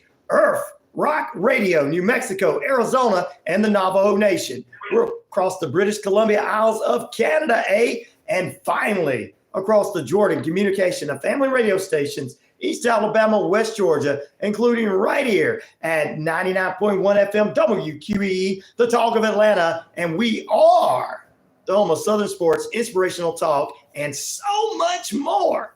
That's right. We appreciate you coming in and being with us this morning. We're going to get into the final period of play, and our poll question is up this morning. Which ID show do you watch the most? And we're going to get to answer that question in just a few. But first, to my haters. I am the man around here. Ladies and gentlemen, please welcome to the show. She is the co-host of the Book of the Dead podcast with her mother. Please welcome Courtney Liso. Good morning to you, Courtney. Good morning. How you doing this morning? I'm good. How are you? I am doing good on this True Crime Thursday. Excited to have you back again, like always, talking some true crime. And of course, we want everybody to follow your podcast, The Book of the Dead. And it's a wonderful podcast. I've been checking you guys' episodes out, enjoying the banter back and forth and the information and everything. So we're going to talk a little bit later how you guys can follow Courtney, her mom, and all of this good stuff. But first, before we get into today's episode, I've got our poll question. Which ID show? Now, I could have chose a whole bunch of them, but I only had 4 options to choose this morning. Which ID show do you guys enjoy the most? Homicide Hunter, 82% of you guys there. Fatal Vows, 0% of the votes. Murder Comes to Town, 12% of the votes. And A Crime to Remember with 6% of the votes. Out of all those, I know there's many, including Who the Bleep Did I Marry, all these different ones. But out of those 4, Courtney, which one do you think you enjoy the most? Fatal Vows. Whoa! So she's got Fatal Vows. We got somebody on there that is actually. Why? Can you tell us why? There's something to be said about spouses who kill each other. I don't know. It's fascinating to me how relationships can go so bad. I know when you hear people outside your neighborhood or go up the street or something like that, and you hear 2 people just screaming and arguing at each other, and you think they're going to kill each other, but they don't. And then the people on this show, they just have smiles and they show up at the country club or wherever, and somebody kills somebody. I've done I think at least one case that was on Fatal Vows. You did? Ah. Yeah. Which one was that now before we get into can you remember? Lynette Croc. Okay. Okay. I think she was on. I think her, if I remember correctly, her story was on Fatal Vows. All right. There you go. I want to be episode while I was researching. Well, the one thing that's scary about me is I'm here in the Atlanta metro area and everything is I started watching the ID channel, other than Homicide Hunter, which he's out in Colorado, of course. Majority of these shows from Crime to Remember, Fatal Vows, Murder Comes to Town, Who the Bleep, whatever, and on 12 other channels that have ID type of programming. There's all kind of murders that go on here in Georgia. I mean, every other show is, well, they were in a small town in Georgia. I'm like, what? So it's kind of scary for me to sit there and go, what? I've been through that town. Yeah. Oh, so-and-so was an attorney and his wife was the head of the local women's tea club. What went wrong? Yeah. Dun, dun, dun. All right, guys, we appreciate you voting. So we got at least one vote for fatal vows. So we'll drop that in there this morning. All right, let's get into our topic today, Courtney. What are we talking about? Who are we talking about? And I know it's a murder, and we talked about off the air. I mean, I kind of looked at the guy. I know we're going to go in a different direction than what happened. But my thing is, I kind of looked at the picture of the victim, and he had long hair. So I kind of feel like the person that got rid of him was kind of jealous of him because the girls liked him. I'm just kidding. So we're doing the murder of Dariusz Januszewski, quite a name. Yes, he was very like old school rock and roll looking guy, like yes. picture 80s Bon Jovi. Woo. Look like. And all the ladies love Bon Jovi, so they love him today, and it's gray hair too. So let's talk about him. Tell us a little bit about him. So Dariusz was 35. He actually played like in a little band for fun. He loved doing music. He was described as like a gentle giant. He was like over 6 feet tall, like really big guy, but super, super sweet. And he was married. He and his wife had some problems, but they were working things out. They were looking into adoption. He owned an advertising firm, so he did like billboards and print ads and things like that. So he had a pretty comfortable life. He was pretty successful. He lived in Wrocław, Poland, and he was just an overall like really nice guy. Wow. Just an everyday guy playing in a band, having a good time, living his life. So what happened the day he went missing? So in November of 2000, he was working. He had his mom, I guess, was like a receptionist for him. And she had received a call at the office around 9:30 in the morning, and this guy on the phone really wanted to talk to Dariusz and like urgently needed 3 signs. One of them was like the size of a billboard, and she was like, all right, well, he's not here, so let me get some more explanation. Right. And he's like, no, I will only talk to Dariusz, not you. So she was like, all right, well, here's his number so you can call him, but he's not here. Right. So the guy hangs up. He has no idea who it is. He wouldn't leave her his name. And Dariusz comes back from wherever he was, and he confirms with his mom that, yeah, this guy called. We're going to meet later. So around 4 o'clock, he leaves. And he leaves his car, which is apparently really weird, because this is the kind of guy that if he didn't have to walk, he wasn't going to. He was going to drive. Right. So he leaves, and they never see him again. Wow. He goes missing after he just leaves. And so this caller, this unknown caller, probably we're gonna get to later, but did his mom feel it was strange that she couldn't take any kind of message for him? And did she have anything in her gut, deep down in her gut, that might have made her feel like he thought it was kind of weird. Yeah. But she was, I mean, I guess the thought process was kind of like, all right, this is just like a businessman. He's got a deadline. He's probably looking for his deadline. And he's just really freaked out that he's like not going to get what he needs in time. So like I can kind of see her being like, all right, whatever. Like, you're a weird guy, but like maybe get your things together and you wouldn't have this problem. Wow. And I hope I don't butcher the name of the river, but what happened at the Oder River, yeah. Oder, okay. So the Oder River is like 60 miles away from Poland. It is off an inlet. No one ever really goes there except for fishermen, really Right. popular for fishing, and Mhm. there are a couple of guys fishing in December of 2000. Okay. So a few weeks later. And according to them, they were hanging out, having a good time, and they noticed something floating in the water. They assume it's a log. Right. Until they get closer, they see hair. So one of them kind of like pokes at it, and they realize that this is not a log. Body. Ooh.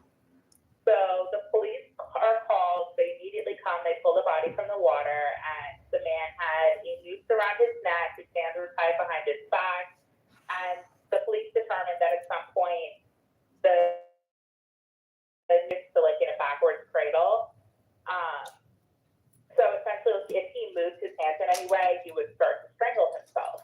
Mm-hmm. And so they are comparing the description of this man. He has long, dark hair, blue eyes, and they get a hit to a missing person from Roselaw, which was Dadiush. So his mom and his wife come to identify the body, and the mom confirms, yes, this is my son, this is Dadiush. Oh no.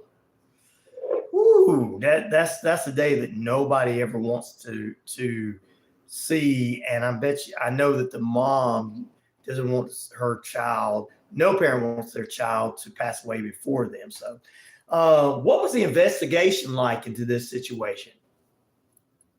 So the investigation the first 6 months is not going well. Like the media is literally calling it the perfect murder because the police have literally nothing. So in 2003, the original investigator, who is Commissar Jacek Wroblewski, Mm-hmm. he starts looking back into the case. Yeah, he's taken over the case with his team from local investigators, and he comes across that statement from Dadiush's mom. And he was like, well, what about this phone call? No one looked into it. So they trace the phone call and find out it came to it led to a payphone. Of course, they can't get much off of a payphone because anyone can use a payphone. Wow. So they also they find out that the payphone was used to call the office, and then like 60 seconds later, the phone call that Dadiush got to meet up with this person, whoever it was, also came from the phone call, the payphone. Mm. So they realized, well, we don't have Dadiush's phone.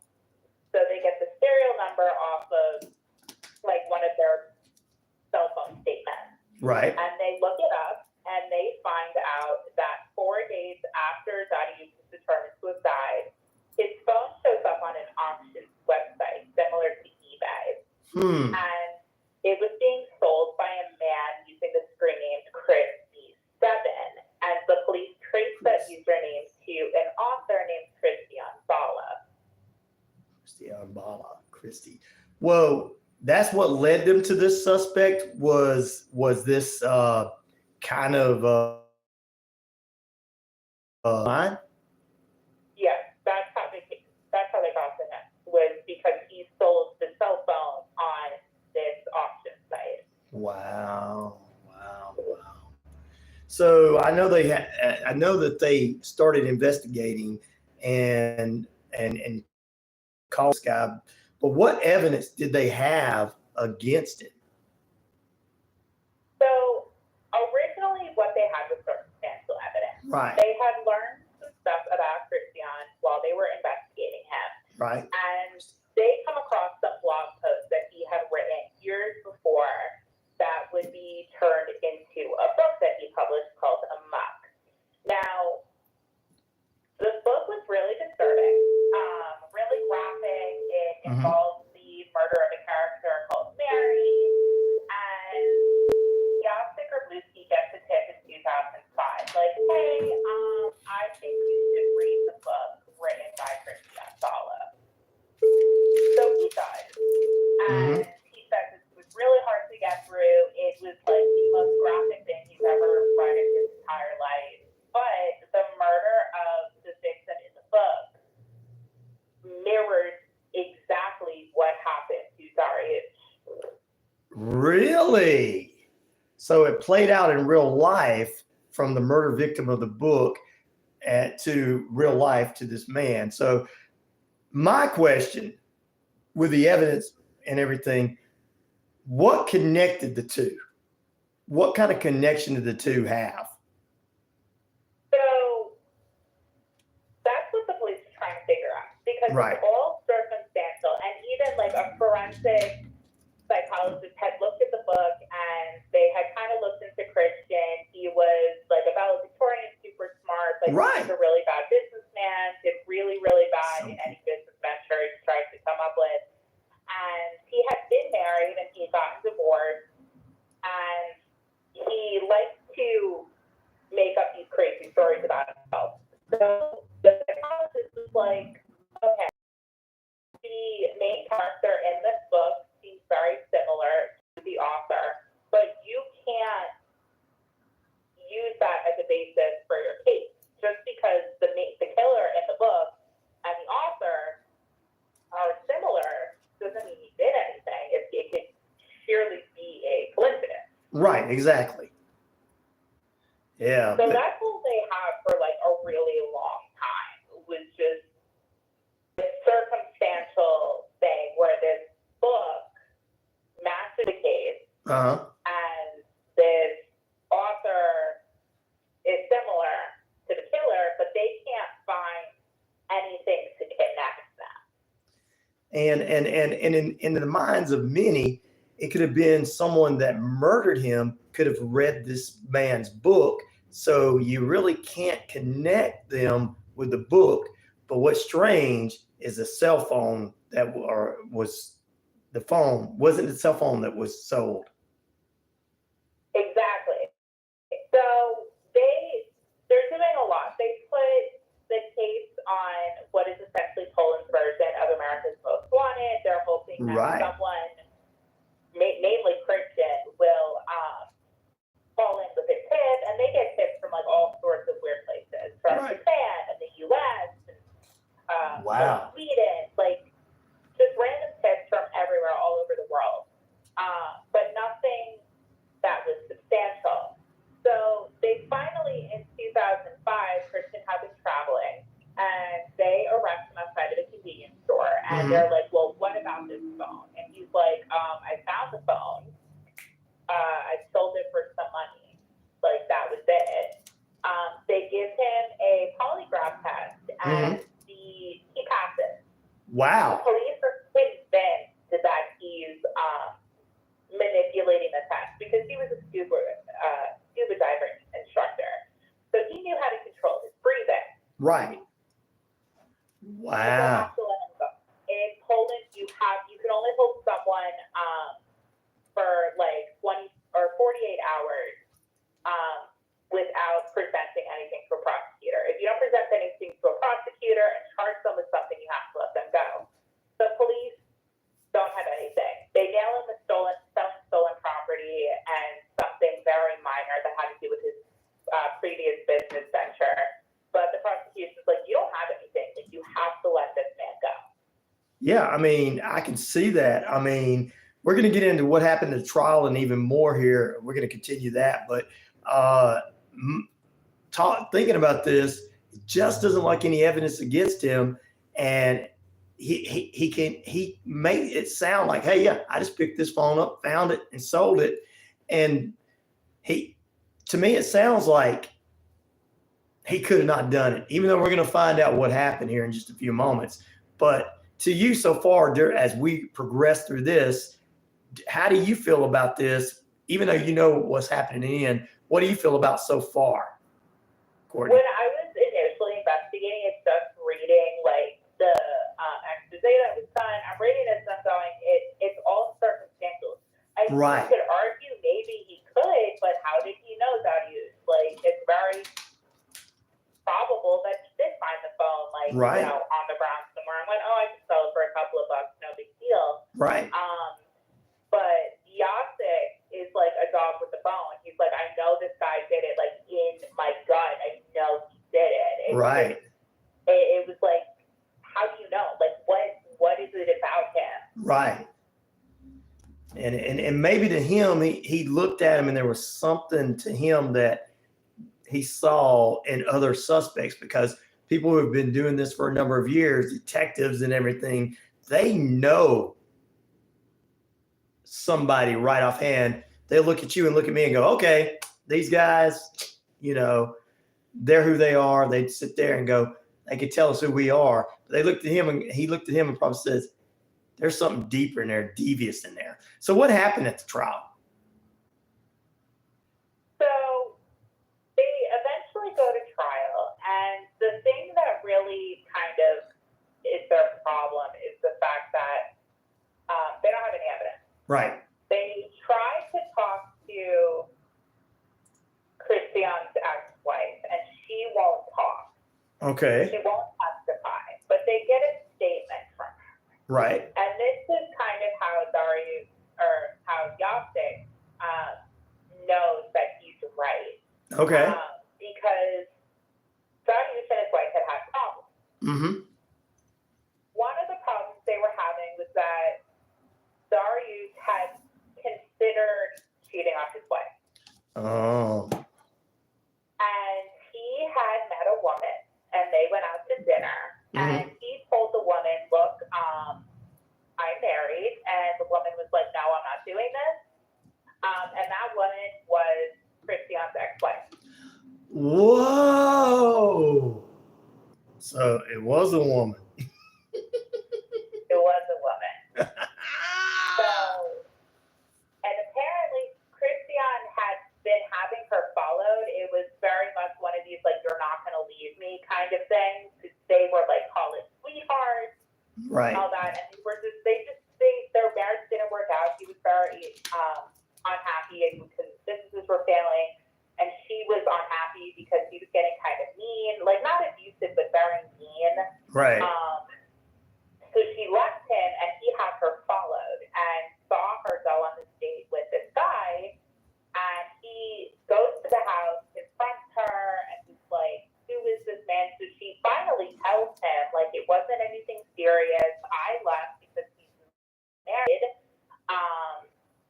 But she was worried that he did something, especially when she found out that he had been killed. Wow. But he would not testify. Wow. Now, a couple of things come to mind with this. His ex-wife going on a date. Could she have been a suspect in this situation or not? He was definitely never a suspect. Okay. Because, I mean, I can see jealousy running rampant and everything. And so a guy's going to cheat on his wife with another guy's ex-wife. And wow. Ooh. So let's get back to how we found out if he did or did not do it. So at trial, they bring forward another piece of evidence that they have, which again is circumstantial, but very convincing circumstantial evidence. Right. They had, when they put the show on, or the case on Poland's Most Wanted, Right. they had gotten all those tips from random countries. And yes, I thought it was kind of weird. Like, why would someone in Japan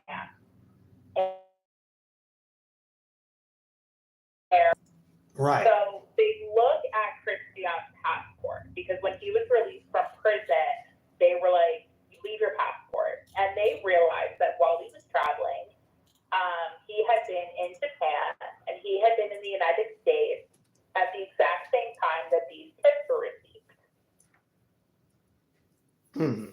Okay. So their theory was that he was watching. He was trying to see how far into the investigation they were. So he was sending in these tips from other countries while he was traveling abroad. So they present that as evidence. And they present the phone as evidence and the book.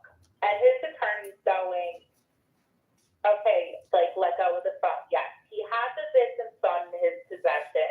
Right. But, like, that's circumstantial at best. Exactly. You can't prove how he got it. He said he found it, lying on the street somewhere. You can't prove he did it.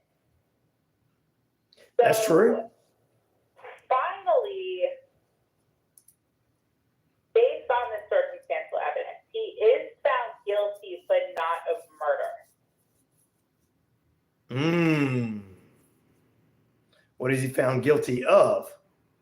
He is found guilty of planning and orchestrating the crime, because the judge said that based on the book, Right. and based on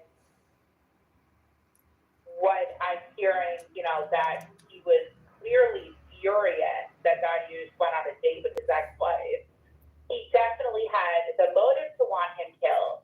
Right. He definitely was intelligent enough to have it planned, but there was not enough evidence to prove that he himself killed Dariush, because Christian is a really small guy. Right. He was like advertised for a guy, really thin, kind of nerdy, and then you have I saw that. Dariush, who's over 6 feet tall, this really hulking guy. Right. And it's like, how did you kill this man? How did you overpower him? Yes. I guess jealousy and rage could come to it, being that this guy's better looking than me, and my ex-wife is on a date with him. And, I don't know. I mean, there's probably more people to it. He may have had some people do it or something, but have they found out who actually committed the murder? No. Wow. Yasik is convinced that it's Christian. Yeah, he got 25 years for it. Right. But everyone that knows him is like, no, he couldn't have done this. But based on what he wrote in the book, the details being so perfect, he was either just there or he did it himself. And it's hard to overpower someone so much bigger than you. Right. But, he could have just tricked him. It could have, maybe he said something was wrong with his car. Hey, can you give me a shot? My car died, and he hit him over the head with something. Yeah, I could see that. I could definitely see that. Well, guys, we're going to get ready to take a break. When we come back, we're going to continue in just a few moments with Courtney as we continue to, I don't know what's going on there.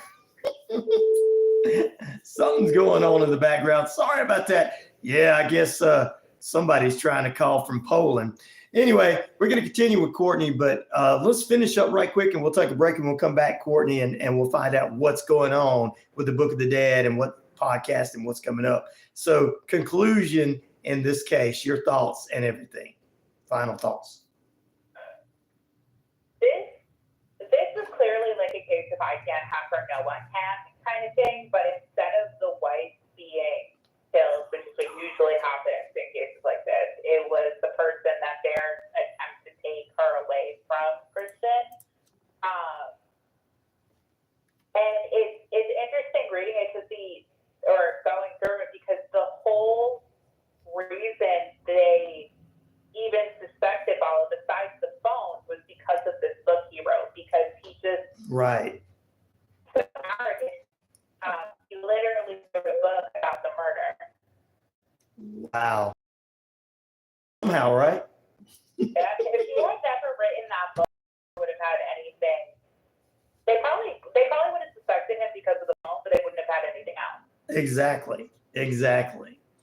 Well, still the murderer is out there, and most people still feel he is not. So we'll figure it out.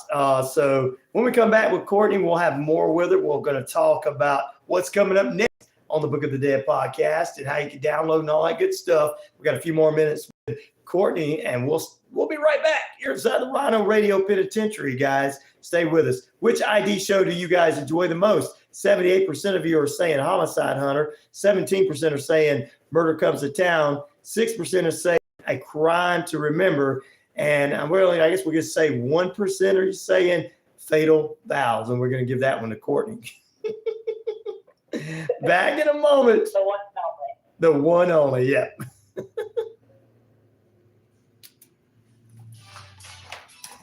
Yeah, I wanted to finish up before we did the break because we were going through it pretty fast. I was like, all right, this will work. And we just Yeah, come. mine as well. We did go through that one fast. It was fun because when I was telling it, like actually, I recorded it for my 1 year anniversary. Right. And it took like an hour. Really? Yeah. Well, that's cool. Well, we'll just talk about. You could tell that you recorded it for your 1 year anniversary.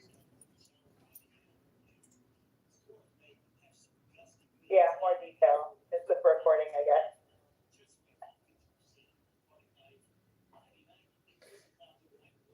Oh, thank you for trying to.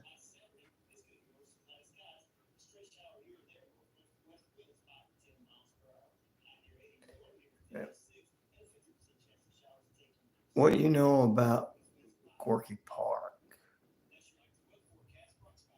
So I just remembered. Let's see here.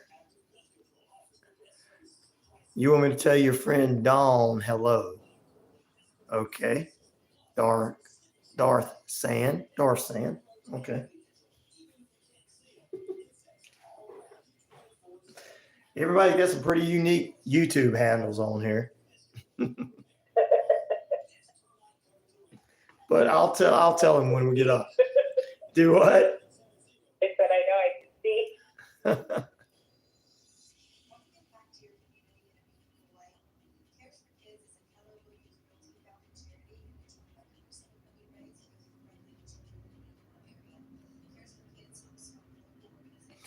Oh, okay. I see Pete, you and ABC are talking about it. Now that's his name, even though it's a different name on here. His friend Jordan calls him ABC. So okay.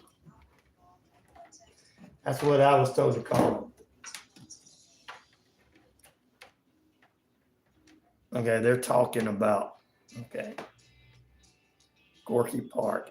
Yeah, Scorpions had that in a song, Pete.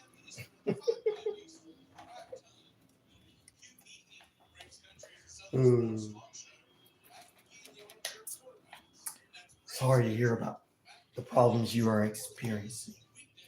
Sure.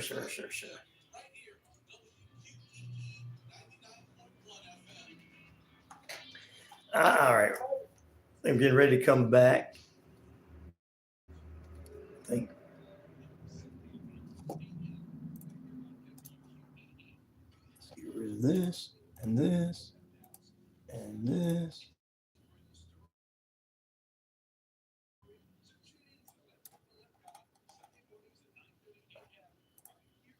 Oh, wait.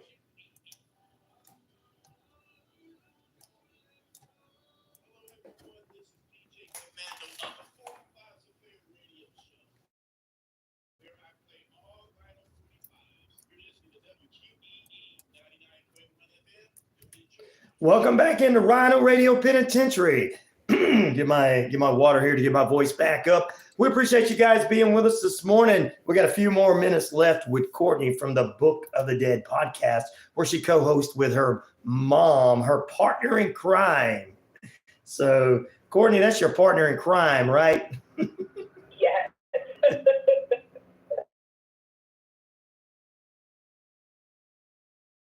You guys have. You guys, yeah. Well, let's talk about what's coming up for the Book of the Dead podcast. Let's talk about the 1 year anniversary. And you actually talked about this particular subject we talked about this morning on that. So let's talk about what's going on with you guys.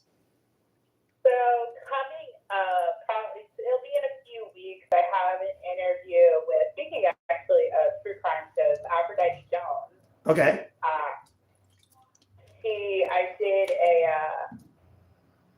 an interview with her in November, I think. Okay. And I'm doing another one. It's really cool. We're going to talk about the vampire cult murders, which I actually covered over a year ago. Right. But she wrote a book about it. So we're going to cover that again. It's really cool. It's a really interesting case, the vampire cult murders. Yeah. So we're going to do that. That's coming in a few weeks. And then I have a couple of cases that I'm working, and then an update on a case that I had done in Kansas. One of the family's friends reached out and gave me more information. So probably in 2 weeks, that'll be like an update on that case because I got some more information. Awesome. Well, I love that for our listeners to download your podcast, listen. So when is, like you said, where can we go to download and all that good stuff? We are, I think, on like every streaming platform. Spotify, awesome. Apple, Spreaker, Google, even though Google, I think, is shutting down their podcast thing. Audible, we're literally everywhere. We put out episodes twice a month on Wednesdays. We had one with another podcast go up yesterday. All that stuff. So that was really fun. That's so cool. That you guys did that. I'm gonna have to check that one out for sure because both of you guys, you're on my show and she's been on my show before, so I've got to definitely check that out for sure. All right, before we let you go, anything else you'd like to add? All that good stuff, Courtney, because I know it's about time for you to get back to finding out what's going on the ID channel.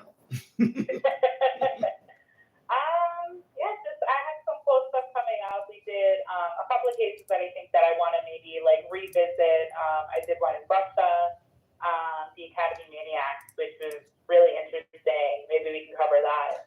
Yes. So that was a really good one I want to revisit. And then just a couple of cases that I've been looking into. One for a friend of mine, a family friend of hers was murdered years ago. So I might cover that. And then a local case for me. Okay. One that there's a killer that lives like blocks away, really famous hitman. Wow. So I might cover his case. Wow. Guys, you definitely need to go download, find, and follow Book of the Dead podcast on all social media platforms today. Well, Courtney, it's always an honor having you with us, and we appreciate it. We'll get you back again here next month. So we're going to let you out on good behavior. All right, guys. Back in a moment. We're going to close out the show right after this. You guys have a great day. And we'll close the poll question out as well. Back in a moment. Wonderful as always. Yes, always. I didn't know you guys did a show together. That's cool. Yeah. Just a few weeks ago. I just put the audio out yesterday. We did her After Dark series. Okay. So I went on. It was a lot of fun. I love Noelle. So sweet. Yes. So we talked every day. We talked so much. Right. Probably ran into and talked about like my favorite ghost story, about a ghost tip, which is really cool. Tell like everyone about it. It's like my fun fact because no one's ever heard about it, so I tell everyone about it. Okay, cool. Well, I'm definitely gonna check it out. She's been on the show and supposed to be coming back, but she's got a good job, so. She don't have time to do anything, so. But we'll get her back on. All right, I'm going to let you get back to it. I got somebody trying to call in over you. I appreciate you being with us this morning. Yes, always. All right, we'll talk to you again next month. Yes, you will. All right, bye. Hello? I was going to mess with them.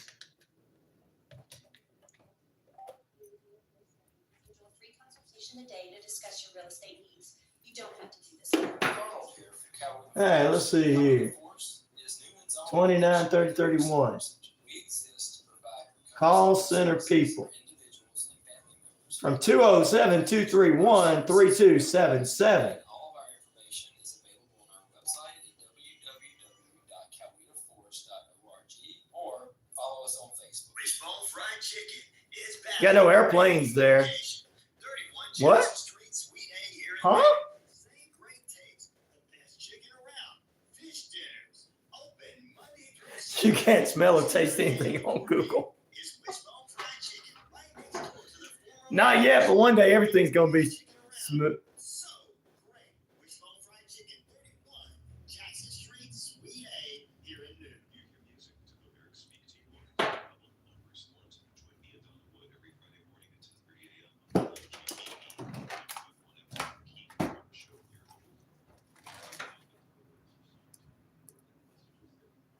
Oh, you're talking about travel. Okay. I was confused. I'm just coming into the feed. I'm wrong. You guys got me lost.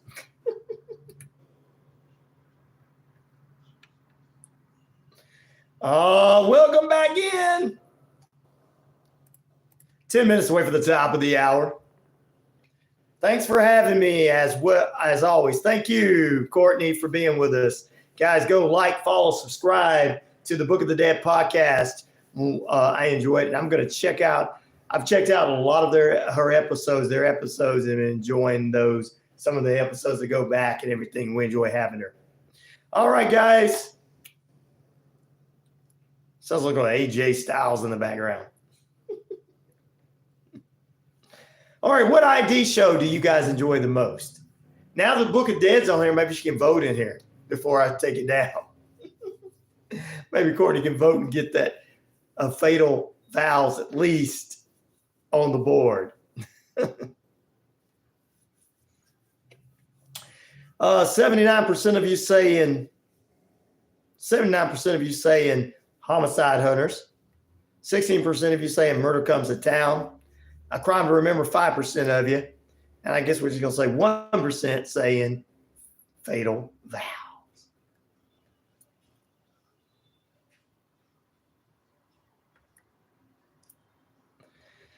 All right, ladies and gentlemen, we appreciate people calling you, Ryan. They're trying to sell you oceanfront property from Arizona.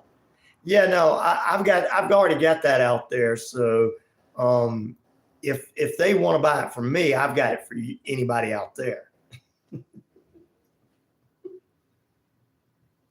Pete, I already got it. I'm good with that. I already have my own, and it's beautiful. It's beautiful oceanfront property. I mean, so close to the water. I mean, come on. So close to the ocean. I mean, the breeze comes in. You got that fresh water.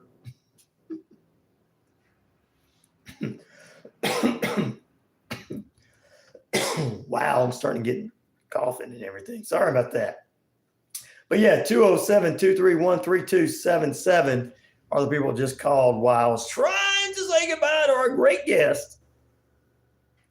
Trying to interrupt her while she was talking. Wow. All right. Coughing a little too much, man. Let's see. Time and temperature brought to you by Active Pest Control, 34 Jefferson Street in Newton. 56 degrees in the metro Atlanta area. Beautiful sunny skies under about 10 minutes till the top of the hour. And coming up today, Choice Hotels presents Ever Home Suites, a brand new extended stay location, the second in the country, the first in Los Angeles, they told us the other day, the second in the country, right here in the metro Atlanta area of Newnan, and we have it. Going to try to check out, go through that if I can today. And of course, for those of you that are not going to be able to get out there and get some great barbecue, they're also going to have ice cream from Rock Salt and an Alan Jackson impersonator for those of you that like country music. And I'm telling them, hey, there's a lot of people around here like that. So, and him being a hometown boy here, they'll love it. And also, you can go through and see the facility. And it is a great facility. We want to thank Emily and the staff, Emily, Brian, and the whole staff for being with us on Tuesday this past week. All right, tomorrow morning on the show, Jim Gossett joins us, comedian extraordinaire. He's got a big event coming up Saturday in Roswell, and we'll have him on the show tomorrow morning. And we'll end the weekend with what's going on this weekend.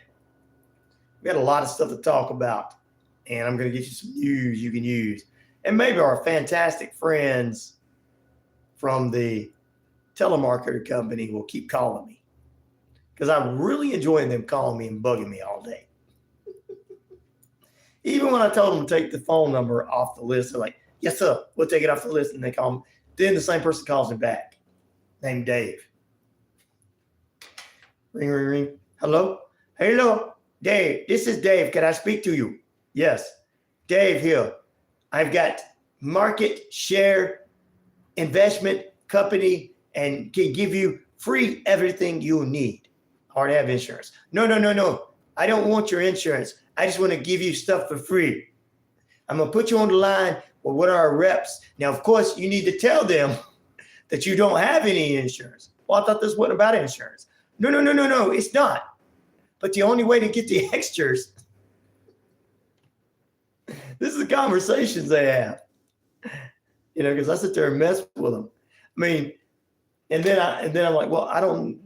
And then if I get transferred over, I tell the person, hey, I got insurance. I don't want anything. The guy said, you're going to give me all kind of free stuff. I have insurance. What do you have? I tell them what I have. Okay. And they hang up. Then 5 minutes later, the same guy calls, hey, this is Dave. Like, you just talked to me, Dave. No, Dave. No. I want to give you some. No, they hung up on me. Tell me, what? Really? No. I sent you to someone else. I'm like, Dave, what?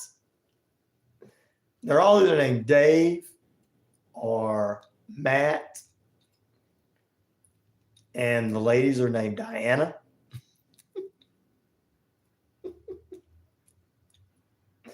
And it's like all day, I'm like, WQEE. I mean, I say WQEE when I answer it, right?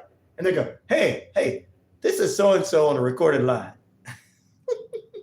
I'm like, it's just a radio station. And you're going to keep selling. One of them I asked, I said, I said, you want to buy some advertising? And she said, what? I said, you're calling? I said, yeah. I said, look, I'll do business with you if you do business with me.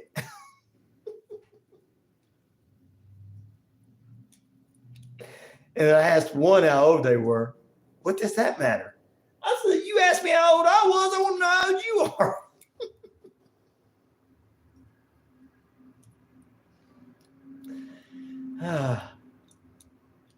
Like over here trying to work and talking to people and they're calling. And every time I tell them, please take this number off your list. It's the business number. And they call back the next day. Dave will call back all week long. And it's the same Dave. It's not somebody else using a different name. I mean, there's several ones using the same names. They've got about 10 names they use. But this is the same exact guy. He calls all week. I'm like, dude, I just talked to you yesterday. I told you I didn't need anything. No, sir. You do need something. No, I have everything I need. What are you going to give me? No. You want free cable? I'm like, dude, you can't give me anything free. I said, you can't give anybody anything free. You send them all over to, and then sometimes you'll get one calling, maybe like 207-231-3277. And it's a call center here in America. So those are call centers outside America. One. Then there's one in America that calls. And you can sit there and you'll tell them, and they do call every day, but okay, sir, I'll take you off the list. I'm like, dude, you told me that yesterday. This is a business. Well, I apologize. I just thought we could help you out. I'm like, you can't help me out. I said, you want to send me some money? I said, send me some money in my Cash App. That'll help out. Yeah, they don't know how to take me. I go in there and just do all kinds of things with them. I asked him, I said, is this an 800 number calling? I said, I'm not interested in 800 numbers. People don't know what it is. You have to go back and research them back in the day. People just call 1-800 everything. 100, talk to a babe. 30 cents a minute, $1 each additional minute. I said, now, is this one of these 800 numbers? I said, I don't want to talk to you. Sorry. I said, I apologize, but I don't want to talk to you. Something's going on where I can't see you guys' responses. I know you responded.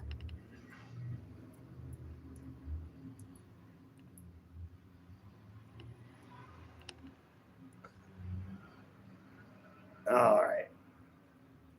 Blocking the number is probably the smart thing to do. Yeah, I have blocked the number.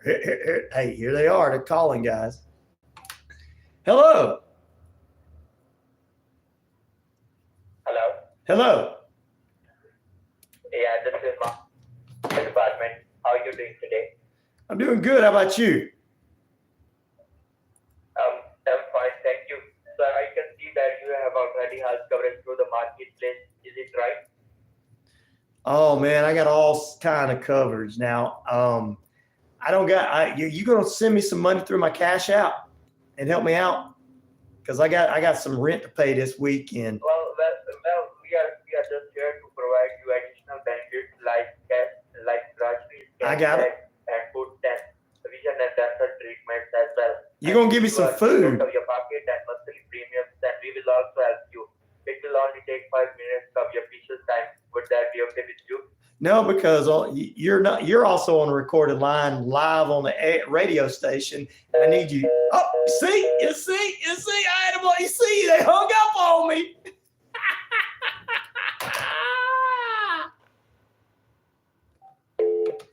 Yeah, you see, God, man,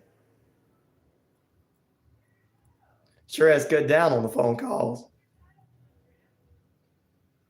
Yeah, well, I block every number on this thing, but they still going to call with different numbers. They call with different numbers. See, I got them. I'm like, you're live as well. You're on a recorded line. As soon as I told him he was on a recorded line, he hung up on me, didn't he? Yeah, dadgummit. I wish they'd start calling local police departments. And I don't mean the 911, but I mean the local police, right to the police chief's offices. Because they can really say you're on a recorded line. I mean, this is being recorded, so they are on a recorded line. All right, we got to get out of here. Thank you once again to Courtney for being with us this morning from the Book of the Dead podcast. You guys go like, follow, subscribe, and do some things there. And we appreciate it. You guys have a great rest of your day. Enjoy yourself. I'm going to enjoy myself messing with these people if they mess with me today. We'll see you tomorrow morning on the show.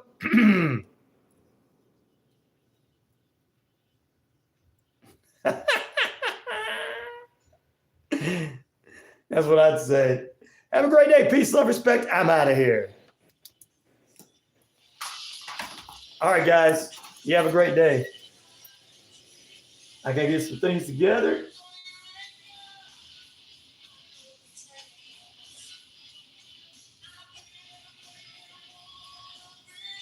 See ya.